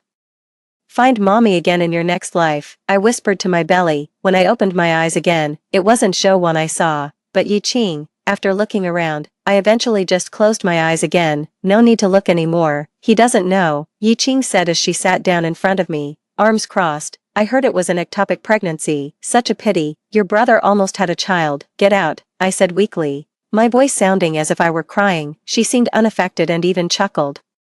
But no worries, I'll soon have your brother's child. Last night, he didn't use protection. He said he wanted a child with me. Of course, I agreed immediately. I couldn't wait. Just then, Zhou came in with a food tray, saw her sitting by my bed, and without a word, threw the tray at her, splashing her with soup. What kind of tramp dares to make a scene here? Yi Qing screamed, calling Zhou a crazy woman, and started pulling her hair. I struggled to get up and began throwing anything I could find on the table at Yi Qing. Zhou quickly twisted her head towards me, and I hit her with a water pitcher, immediately raising a bump on her head. The next second, she came at me. I managed to press the call button, but still couldn't dodge her slap. Already weak, I was left completely drained of energy. Zhou, furious, kicked her relentlessly in the stomach until hospital staff intervened to separate them. Eventually, they were both taken to the police station, and I lay in the hospital directing my lawyer to assist Zhou. At the police station, Zhou and Su Man's lawyer sat on one side, while Yi Qing hid behind Qin Mo. He sternly asked why Su Man hadn't come. Clutching his arm, Yi Qing wept. Brother, it was Su Man who hit me on the forehead. Many people saw it. Zhou raised her hand to hit her again, saying, looks like I didn't hit you enough. Come here. The lawyer quickly pulled her back. Qin Mo suddenly shouted, enough. Why isn't Su Man here? Zhou spat at him disdainfully. Get lost, you and your tramp. Don't even think about knowing where Su Man is. Ultimately, since the surveillance footage showed that Zhou was the instigator, she had to compensate financially, but she felt it was money well spent. You're welcome, you whore. Consider this a reward from me for taking care of that trash for my friend. Before getting into the car, Qin Mo tried to stop her. He felt uneasy, aware that something was off. Zhou rarely came back from abroad, and now she was here without Su Man, who couldn't be reached by phone. It didn't make sense that Su Man would be unaware of the conflict. He tried to detain her, but her lawyer suddenly handed him a divorce petition. Mr. Qin, I am Zhangqing, MS. Su Man's divorce attorney. Here is MS. Su Man's petition for divorce. The court will notify you to appear. Prepare yourself. Stunned, Qin Mo shook his head in disbelief. Impossible. She wouldn't divorce me. Are you a scammer? How much money do you want? Zhou, mustering all her strength, slapped him. This slap is on behalf of my friend. Just get lost. You think too highly of yourself. Feeling superior even after an affair. What makes you think she wouldn't divorce you? It's her fault. She doesn't trust me, Qin Mo bellowed, his eyes red with anger. Zhou scoffed derisively at his pathetic excuse. She refused to listen to him and, pulling the car door open, prepared to leave, but he persisted. Where is Su Man? I need to see her. Why should I tell you? After that, Zhou brushed off his hand and left with her lawyer. Qin Mo followed closely behind her. Zhou frowned. I forgot to shake him off. I patted her hand reassuringly, telling her it was okay. This day was bound to come sooner or later. Soon, only Qin Mo and I were left in the hospital room. He was still clutching the lawsuit papers my lawyer had given him. Wife, he stuttered, looking at me helplessly, perhaps alarmed by the paleness of my lips. What's wrong with you? His fingers trembled as he tried to touch my face, but I turned away, furrowing my brow. Don't touch me with your filthy hands, it's disgusting. He quickly withdrew his hand, repeatedly wiping it on his suit. I'm not dirty, I haven't done anything. What's wrong with you? Why didn't you tell me you were hospitalized? Because you don't deserve to know, I said, looking at him steadily. My child, he didn't deserve to see, so there was no need to tell him. I thought I wouldn't know anything after the anesthesia, but he once shared a heart with me. He was once a vibrant life. I didn't even get a chance to look at him properly before he was gone. But he didn't seem lonely, because when he left, there were fireworks everywhere. The nurse told me that the fireworks started all over the capital just after my surgery was finished. They were beautiful, spectacular. One nurse said to me, although he didn't come into this world, he saw the spectacular fireworks as he left. In his next life, he will surely have a splendid life, and so will you in the future. Yes, I will too in the future. So I need to let go of things that don't let me shine, although the fireworks were not meant for me. My child saw them, so I thank them for that. I don't agree to the divorce. Man, I was wrong. I really was wrong. He suddenly knelt on the ground, not daring to place his hands on my bed but leaning against it, and began to cry with his head bowed. I held my head high, trying hard not to shed tears. After a long silence, I finally sniffed and said, "Chin mo." He suddenly looked up. "Wife, you will forgive me, right?" His face was tear-streaked and pitiful. And he indeed knew how to tug at my heartstrings, with a handsome face and a look of utter grievance, along with tears streaming down his face. But now, my heart was hardened. "You always say you were wrong, but do you really think you were wrong? Actually, you intentionally let me find out about you and Yi Qing, right? After all, if someone wanted to hide it, their phone wouldn't just be lying around where I could see it. And you set a password that you knew I knew." He shook his head. "No, I didn't. Man, you think I resent you because I didn't have a child, but because of past promises, you couldn't say anything to me, nor blame me, as that would make you lose the image of a good man. But you still couldn't hold back that day. You exposed yourself. You thought I would be hysterical, but I wasn't. So, you thought I didn't care about it at all and continued to test my limits. The best scenario for you was to catch you cheating. And then you could justify it by blaming me for not being able to have children, saying, 'Suman, you can't have children. Is it wrong for me to find someone who can?' You're not wrong. But your mistake was in continually testing me, hurting me. You knew what you were doing would upset me, but you did it anyway. You allowed your canary to come to me, to provoke me. You still took her out to have fun, deliberately sending me those photos of you two to upset me, expecting me to give in. Even pretending to forget what I like, just to anger me. But whether it's pretend or not doesn't matter anymore. Still, I have to tell you, I'm allergic to that brand of sanitary pads you bought me. When you first bought them without knowing, I had such a severe reaction I ended up in the hospital, and you were so guilt-ridden you couldn't sleep for 3 days. Also, I never drink brown sugar ginger tea because I hate ginger. Back when we were in school, you would pick out the ginger from my food every day. For 7 or 8 years, Chin Mo knelt down, took my hand, and pressed it against his face. "Stop talking, man, please stop. I was wrong. I really was. Man, can you forgive me? Let's start over." It seemed like he only just realized he was about to lose me, but why did he only realize it now? "Start over. If you can bring back my child, then we can start over." He suddenly froze, looking at me in disbelief, his mouth opened and closed. And finally, only a trembling voice came from his throat. "Child, we had a child. I took out a photo from the drawer. It was a CT scan, but I couldn't bear to part with it, so I had it printed as a photo." "Yes, but he's already gone." He took the photo, his fingers trembling as he touched it. He shook his head desperately at me. "You're lying, right? Man, it can't be. How can it be gone? You're joking with me, right? Man, I know I've been too much lately. I shouldn't have made you angry.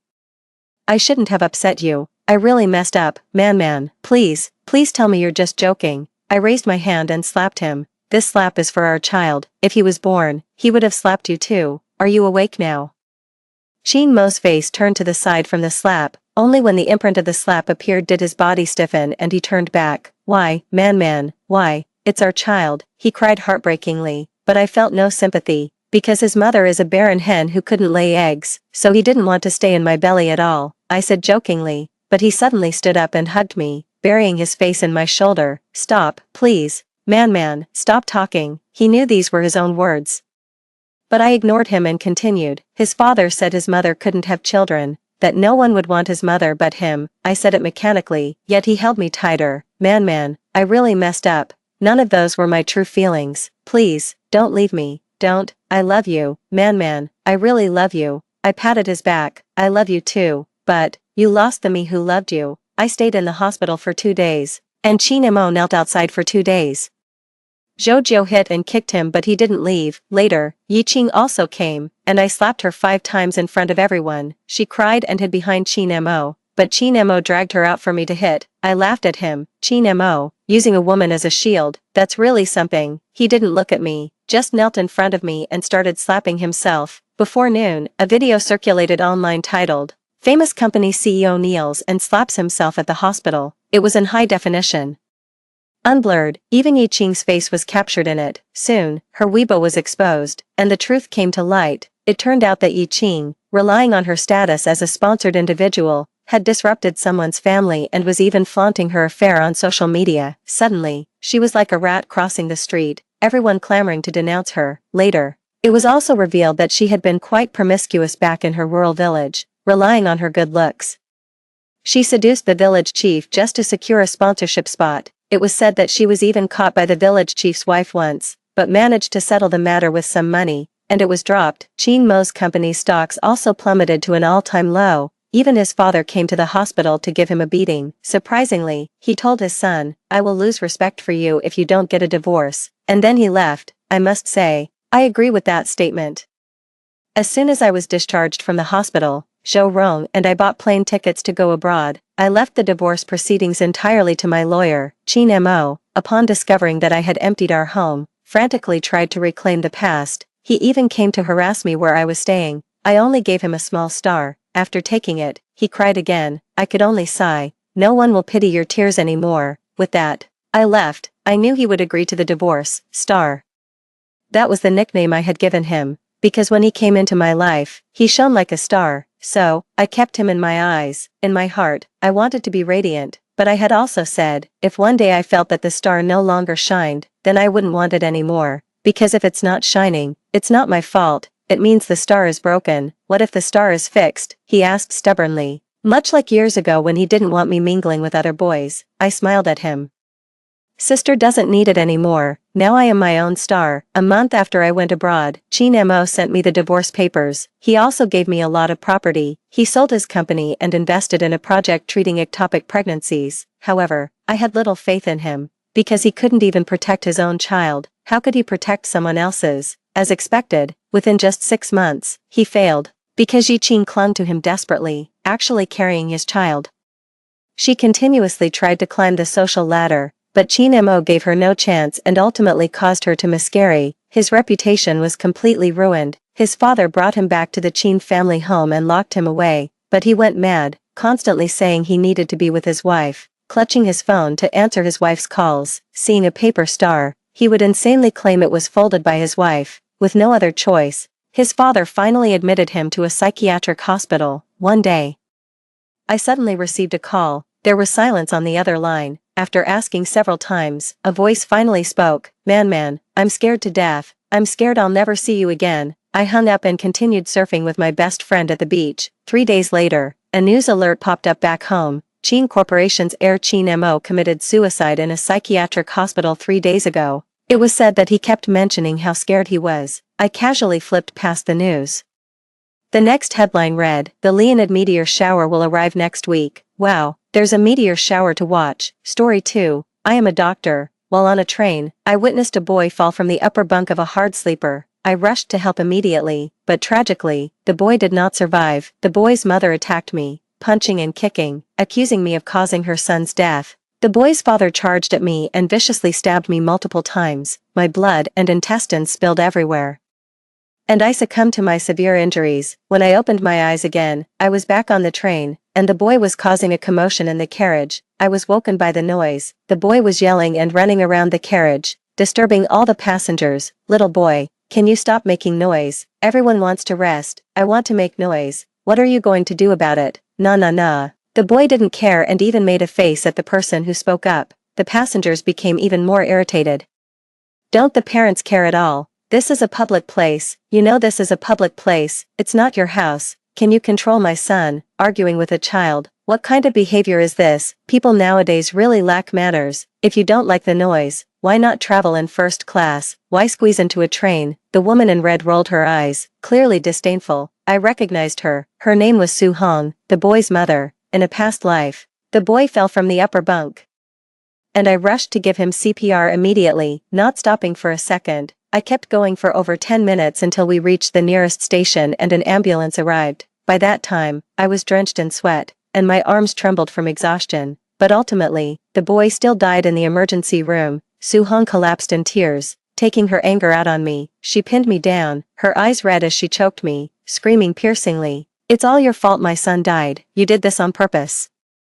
You might as well die too." I was overwhelmed by the sensation of suffocation. Thankfully, bystanders pulled Su Hong away just in time to save my life. But before I could feel relieved for long, I was cornered in an alley by the boy's father. I can't remember how many times he stabbed me. All I felt was unbearable pain everywhere. When I regained consciousness, I was back on the train. The boy had climbed back up to the upper bunk above me, dangling his legs down, kicking near my face. I couldn't help but frown and shifted to the side. The next second, a cup of water fell from above, soaking the bed. This had also happened in my past life. I was unprepared and got my knee completely wet, and not one of them apologized. Su-hong and I had a heated argument because of this, but now, I had no desire to argue. I just wanted to get as far away from this family as possible. My heart was pounding. I had another chance to start over. This time, I was determined to survive. Just then, a conductor arrived in the carriage. Passengers complained about the boy. Long-distance train travel is exhausting enough without a hyperactive boy starting his antics from 5 or 6 in the morning, keeping everyone awake. The passengers were at their wits' end. The conductor, polite and gentle, advised Su-hong to keep an eye on her child and maintain quiet in the carriage. But Su-hong was not about to take her advice. Her eyes widened. Is there a law that says you must be quiet on a train? You can't even talk during the day. Maybe next time everyone should sew their mouths shut before getting on a train. The little girl doesn't learn good things. She only knows how to bully us common folk. It's completely unjust. The boy also joined in, cursing at the attendant with all sorts of foul language. Su-hong not only didn't stop him, but she actually looked proud. The attendant's eyes welled up with tears. I've seen this kind of scene before. But Su-hong was still causing a scene. I quickly packed my luggage, only thinking about leaving the compartment as soon as possible. But trouble doesn't come alone. The boy was running in the narrow compartment and bumped into me heavily. He fell down on his bottom. Su-hong forcefully pushed me aside and cradled the boy's head, wailing, "My poor baby, these ruthless people, if they can't outtalk me, they resort to hurting my child." When I looked up, I found myself pushed next to the boy's father. Li Qing had been sitting silently in a corner and now he was staring coldly at me. I shivered instinctively and hastily averted my gaze. A numbing sensation enveloped me. As if a knife was continuously moving in and out of my body, I felt dizzy, trembling, my heart racing, and my hands gripping the handrail went weak. The attendant quickly supported me. Su-hong's loud voice rang out again. "Shameless, you even tried to scam us first. Stop pretending. You owe my son an apology, and a compensation. I want to see what kind of precious person you are." Barely touched and already half dead, I just felt a buzzing pain in my head. Su-hong's voice was particularly grating. Some passengers spoke up for me, blocking Su-hong. "Don't go too far. You can't afford the responsibility if something really happens." "Exactly, show some mercy where you can." I couldn't care less about anything else and urgently pleaded with the attendant. "Please get me out of here. I beg you." I sat down by the aisle, the discomfort slowly fading. But I still felt very uneasy. If I just stay away from that family of 3, I should be fine, right? Hospital work is busy. I haven't been home for over half a year. I finally have some time off. And my parents are waiting at home for me to join them for a family meal. Suddenly, the train announcement came on. "If there are medical personnel on board, please proceed to car 7. Thank you." I instinctively stood up, hesitated for a moment, then quickly sat back down. If I reveal now that I'm a doctor, and if the boy needs emergency aid again, I might end up like I did in my previous life. I've been committed to the medical field since high school, practicing medicine for 5 years with dedication, always adhering to the Hippocratic Oath. But this time, I'm truly scared. The pain was too much. The announcement continued to sound. I remembered the injuries of the woman from my previous life, who seemed to have a kind nature. I gritted my teeth and hurried toward car 7. I just couldn't stand by and watch. I am a doctor after all. The lady was holding her leg and gasping in pain. She got scalded accidentally while handling hot water. Her thigh was badly burned, looking quite frightening. I quickly cooled her skin with water, applied and reapplied burn ointment, and instructed her on further care. I had treated her once before in a past life, making my actions more confident this time. She repeatedly thanked me. Before I could even return a smile, the attendant handed me a blank form. My heart skipped a beat. I glanced over it quickly and indeed, it was the registration form I had filled out in a past life. It included various personal details, including my medical license number and place of practice. I instinctively refused. "I'm sorry, I'm not a doctor." The elder sister looked surprised. The flight attendant's face also changed. "How can you treat a passenger's wound without being a doctor? Are you sure your procedure was correct? What if the medication is inappropriate and causes other consequences? Can you take responsibility for that?" A pang of worry hit me. Had I made a mistake coming here? The elder sister laughed heartily, breaking the tension for me. "It's okay, I think the young lady did a great job. I feel much better now. She meant well, you can't blame her. Seeing this, the flight attendant did not persist further and apologized to me before leaving. Luckily, the elder sister really had a good nature. I finally breathed a sigh of relief. Elder sister, thank you. She waved her hands dismissively. How is this reversed? You helped me. I should be the one thanking you. Young lady, I'm really grateful. I was panicking earlier. The attendant was also afraid of being held responsible. Alas, these days there are too many cases of people biting back. Everyone is cautious about helping others. Thankfully, you dared to step in and help me. Otherwise I really wouldn't have known what to do. I was filled with mixed emotions. Indeed, when those who offer help in good faith are met with retaliation, who would dare to step forward again? I had hesitated too. Don't worry.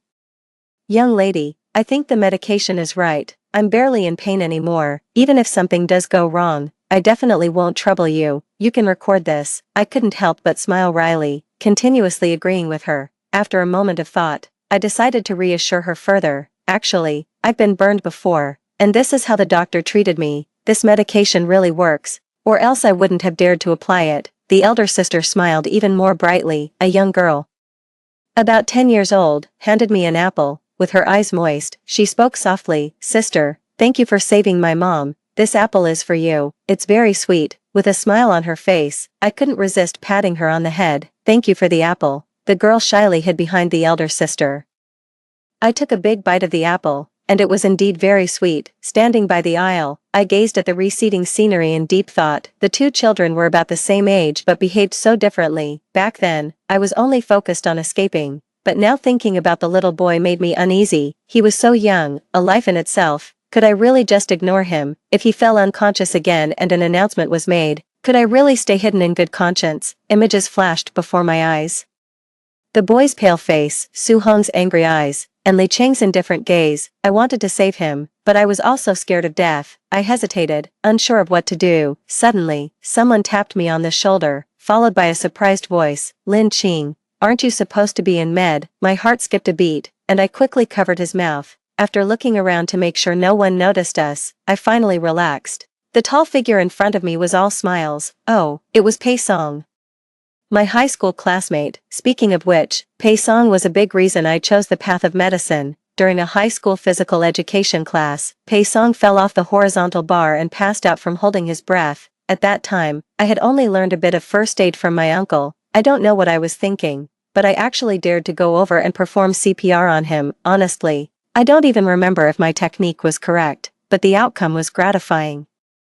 I actually managed to revive him. I was overjoyed. It was from that moment that I began to entertain the idea of becoming a doctor. My grades were always mediocre. To get into medical school, I don't know how many textbooks I went through or how many late nights I stayed up, but eventually, I succeeded. Ironically, despite my initial intention to save lives and help the injured, I ended up dying in what amounted to a distorted form of patient harassment, seeing me silent for a long time.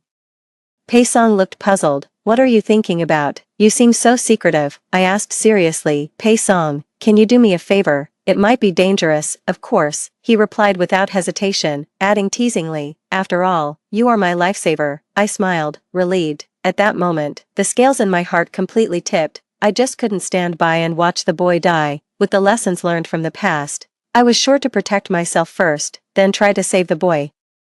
Even if something went wrong this time, Pei Song was there. He was an athlete with excellent physical condition, unafraid even to confront Li Qing face to face. Finally, I felt some confidence. Alright, wait here for me. I'll go handle something. I hurried back to the original carriage. The scene that unfolded before my eyes was shocking. The boy's legs were dangling over the handrail in the aisle, his whole body swaying, at risk of falling at any moment. Be careful. As soon as I spoke, the boy lost his balance, and I quickly stepped forward to catch him. Fortunately, I protected him well, and he didn't suffer any bumps. I set him down, about to give him a few more warnings. After all, he had just had an accident and should have learned his lesson. Maybe now he would listen to some advice. But what he did next truly chilled my heart. As soon as the boy stood up, he immediately kicked hard at my shin. It's all your fault for shouting like that. You scared me into almost falling. His kick was fast and fierce, and I couldn't dodge in time. My shin hurt terribly, and anger rose in me, the suppressed fear suddenly exploding. I didn't care about the pain anymore. I moved forward against the boy's attack, grabbed his arms from behind, clasped his neck, and firmly pinned him on the bed. Apologize to me, right now. Soo-hong, who had been smiling at the side, now saw me gaining the upper hand and hurriedly came over to push me away. What's wrong with you? You didn't even ask for compensation earlier, and now you come back to hit my child. That's so immoral. Everyone, come and see. Someone is bullying a child here. I just had to laugh. I saved him just now. You didn't see that. Then your child kicked me. You didn't see that. Now when I was about to discipline him, you saw that. Your eyes are really sharp, aren't they? Mum, she dared to hit me. You have to help me hit her back. The boy cried loudly, yet not a single tear could be seen. I gave him a cold glance. Some people, when they face trouble, it's simply what they deserve. I shouldn't have been soft-hearted. At that moment, there were no other people in the carriage, just the three of us. Soo-hong was fiercely pulling at me. Her strength was formidable, and I could only passively resist. The boy was also observing and would occasionally kick me. During the struggle, I was thrown to the side, my right elbow slamming hard against the railing. I heard a loud crack and instantly broke out in a cold sweat. My right arm was probably dislocated. My shoulder bag was also flung away, its contents scattering all over, creating a mess. The loud noise finally attracted a lot of passengers. The conductor hurried over as well. Soo-hong was quick to speak, playing the villain who complains first. Just now, my son and I were sitting here peacefully when this woman suddenly came back and started hitting us. If I weren't strong, who knows how badly we would have been bullied. She had hit my son before, and she specifically waited until the carriage was empty to come over and attack us. You must arrest her. I stood to the side, cradling my right arm, my forehead slick with cold sweat, coolly observing her performance. I waited for her to finish her nonsensical rant before calmly speaking up. Why don't you ask everyone here if they believe your story? The surrounding passengers, who had all had unpleasant experiences with them and knew their true character, had harbored resentment for a long time and were certainly not on their side now. This woman just knows how to twist the truth. You can't listen to her words. The young girl is definitely innocent. Exactly. The young girl looks seriously injured, and that woman is still playing the victim. I've been annoyed by this family for a long time. The child is lawless, and the adults don't bother to discipline. They truly deserve it. The onlooking passengers were buzzing with comments, unanimously blaming Soo-hong and her family. Seeing the tide turn against her, Soo-hong immediately sat down on the floor, kicking out wildly, starting her familiar drama of throwing a tantrum. It's unjust. Everyone is bullying us now. The child is just a bit lively, and yet he is despised. There's no tolerance in society anymore. My poor baby. She must pay compensation, or this won't be settled. Tears streamed down Soo-hong's face, astonishing me with her performance. Believe it or not, some were actually fooled by her act, advising me to forgive and forget, not to be too hard. Those who were initially denouncing Soo-hong now fell silent. Encouraged by the effect, Soo-hong cried even louder, her voice truly grating. So, the boy carelessly throws water, swings his legs about almost hitting someone's face, showing no remorse despite his evident misbehavior. Just a bit lively, he repays kindness with ingratitude, readily resorting to hitting and cursing. Just a bit lively, she really had a way with words. No matter how the conductor tried to mediate, Soo-hong remained unyielding. She wept bitterly, as if I had committed some heinous crime against her. Calmly, I lifted my phone and shook it. All right then, let's call the police. The calls for help from car number 08 abruptly stopped. Soo-hong's face was filled with panic. Don't scare me. You're calling the police. Do you have evidence? My little Bao and I both saw it. You started the fight. I was merely defending myself. Right, isn't that so, Xiaobao? The woman asked assertively. The boy nodded vigorously. Yes. Soo-hong, feeling emboldened, switched back to her arrogant tone. I won't waste more words with you. Just pay us 20 or 30,000, and we can let this go. 20 or 30,000. She really was asking for the moon. Was the boy even scratched? I'm the one who's hurt. I turned to the conductor. If I call the police, you can pull up the surveillance footage from the train car, right? Yes, ma'am, the conductor replied, seemingly relieved to deal with Soo-hong, his voice betraying a hint of pleasure. Soo-hong's face turned pale in an instant. She glanced frantically at the camera, then looked around as if searching for something to destroy the device. I couldn't help but be speechless. How ignorant could one be? Even if you destroy the camera now, the data is already stored in the back end. Besides, sabotaging railway facilities can land you in jail. I informed her, completely panicked now. Soo-hong blurted out defiantly, forget it, I won't argue with you anymore. Let's just call it bad luck on our part. Please just go. Unfortunately, her trembling voice made it all too clear. The other passengers noticed something was amiss and began clamoring to call the police to clarify the situation. Soo-hong bowed her head, unusually silent, letting others make their comments without a word. Did she really think she could easily let this go? With a smirk, I pronounced each word clearly. You misunderstood. Now I'm the one who has an issue with you. My hand hurts so much I can't move it. It might be fractured. I'm going to sue you for intentional injury. You will definitely have to pay compensation, and you might even be detained. Soo-hong looked up sharply. I unlocked my phone screen, pretending to dial. Suddenly, someone kicked Soo-hong hard, and her somewhat corpulent body momentarily lifted into the air before her waist slammed heavily against the edge of the bunk, making a loud noise. The kick was strong and forceful. She was definitely not lightly injured. Everyone was stunned. I turned my head in shock. It was Li Qing. My heart clenched. Li Qing was standing right next to me. Though I had no idea when he had returned, I instinctively moved aside, accidentally pulling at my arm, causing a sharp pain. Sweat broke out on my forehead again. Was this a stress response? It felt like I was seeing blood everywhere again. My limbs seemed to be in a state of excessive blood loss, going numb and weak. My wife has a bad temper, and I apologize for her. We will compensate for this injury, cover all medical expenses. Is that an acceptable solution? Li Qing said earnestly, his tone reasonable, which was completely at odds with his violent actions. I grew more frightened and bowed my head, pretending to be in severe pain, trying to calm myself. Perhaps seeing that I wasn't responding, Li Qing pressed Soo-hong and the boy to apologize to me, in front of Li Qing. The two of them cowered like quails. I finally convinced myself. None of my past life had happened yet. The current Li Qing wouldn't harm me. I couldn't appear too panicked. That would only raise suspicions. Even if I did call the police, for a conflict of this level, Soo-hong wouldn't face any severe punishment. It would only entangle us further. It was better for me to clearly distance myself from their family. I accepted Li Qing's compensation and we reached a settlement. The crowd of onlookers dispersed. The attendant helped me gather my belongings scattered on the ground. Tisk, you're a doctor. Doctors these days are all heartless, only knowing how to ask for money. They know nothing else but to bully us, the common folks. I suddenly looked up, only to realize that Soo-hong had picked up my medical license. With the issue resolved, she seemed reinvigorated, but I couldn't care less about her demeaning and mocking words anymore. I stood there numbly, my heart sinking to the depths. It felt as if all events were aligning back onto a familiar tragic path from my past life. Despite my efforts to avoid it, I still ended up arguing with Soo-hong and revealing my identity as a doctor. In the end, was I destined to die at the hands of Li Qing? I couldn't help but steal a glance at Li Qing. He remained impassive, leaning against the railing, his expression neither sad nor happy. The terror within me was indescribable. I snatched my medical license and fled the carriage as if escaping.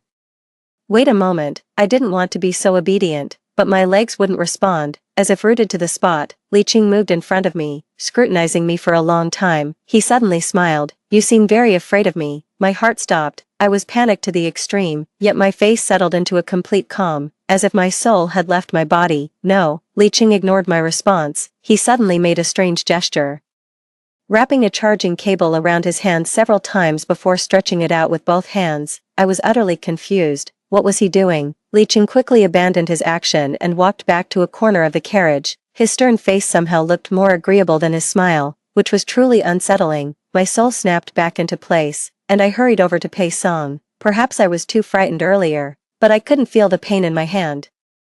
I plopped down next to Pei Song before I could catch my breath, gasping from the pain. Why are you in such a panic? What happened to your hand? Pei Song frowned, reaching out to check my injury. I quickly stopped him. It's just dislocated, nothing serious. Aren't you an orthopedic surgeon? Can you fix it yourself? I was silent for a moment, then said, no, we're almost at the station. I'll find a hospital to treat it. Pei Song nodded. That makes sense. I heard setting a dislocation is painful. Who can really bring themselves to do that? What exactly happened to your hand? What were you saying about handling some matter? Pei Song chattered on relentlessly. I couldn't focus on him, my mind racing with troubling thoughts. Soo-hong and Li Qing seemed unusually afraid of me calling the police, not just ordinarily afraid, but truly terrified. And Li Qing's last gesture, was it something like strangling?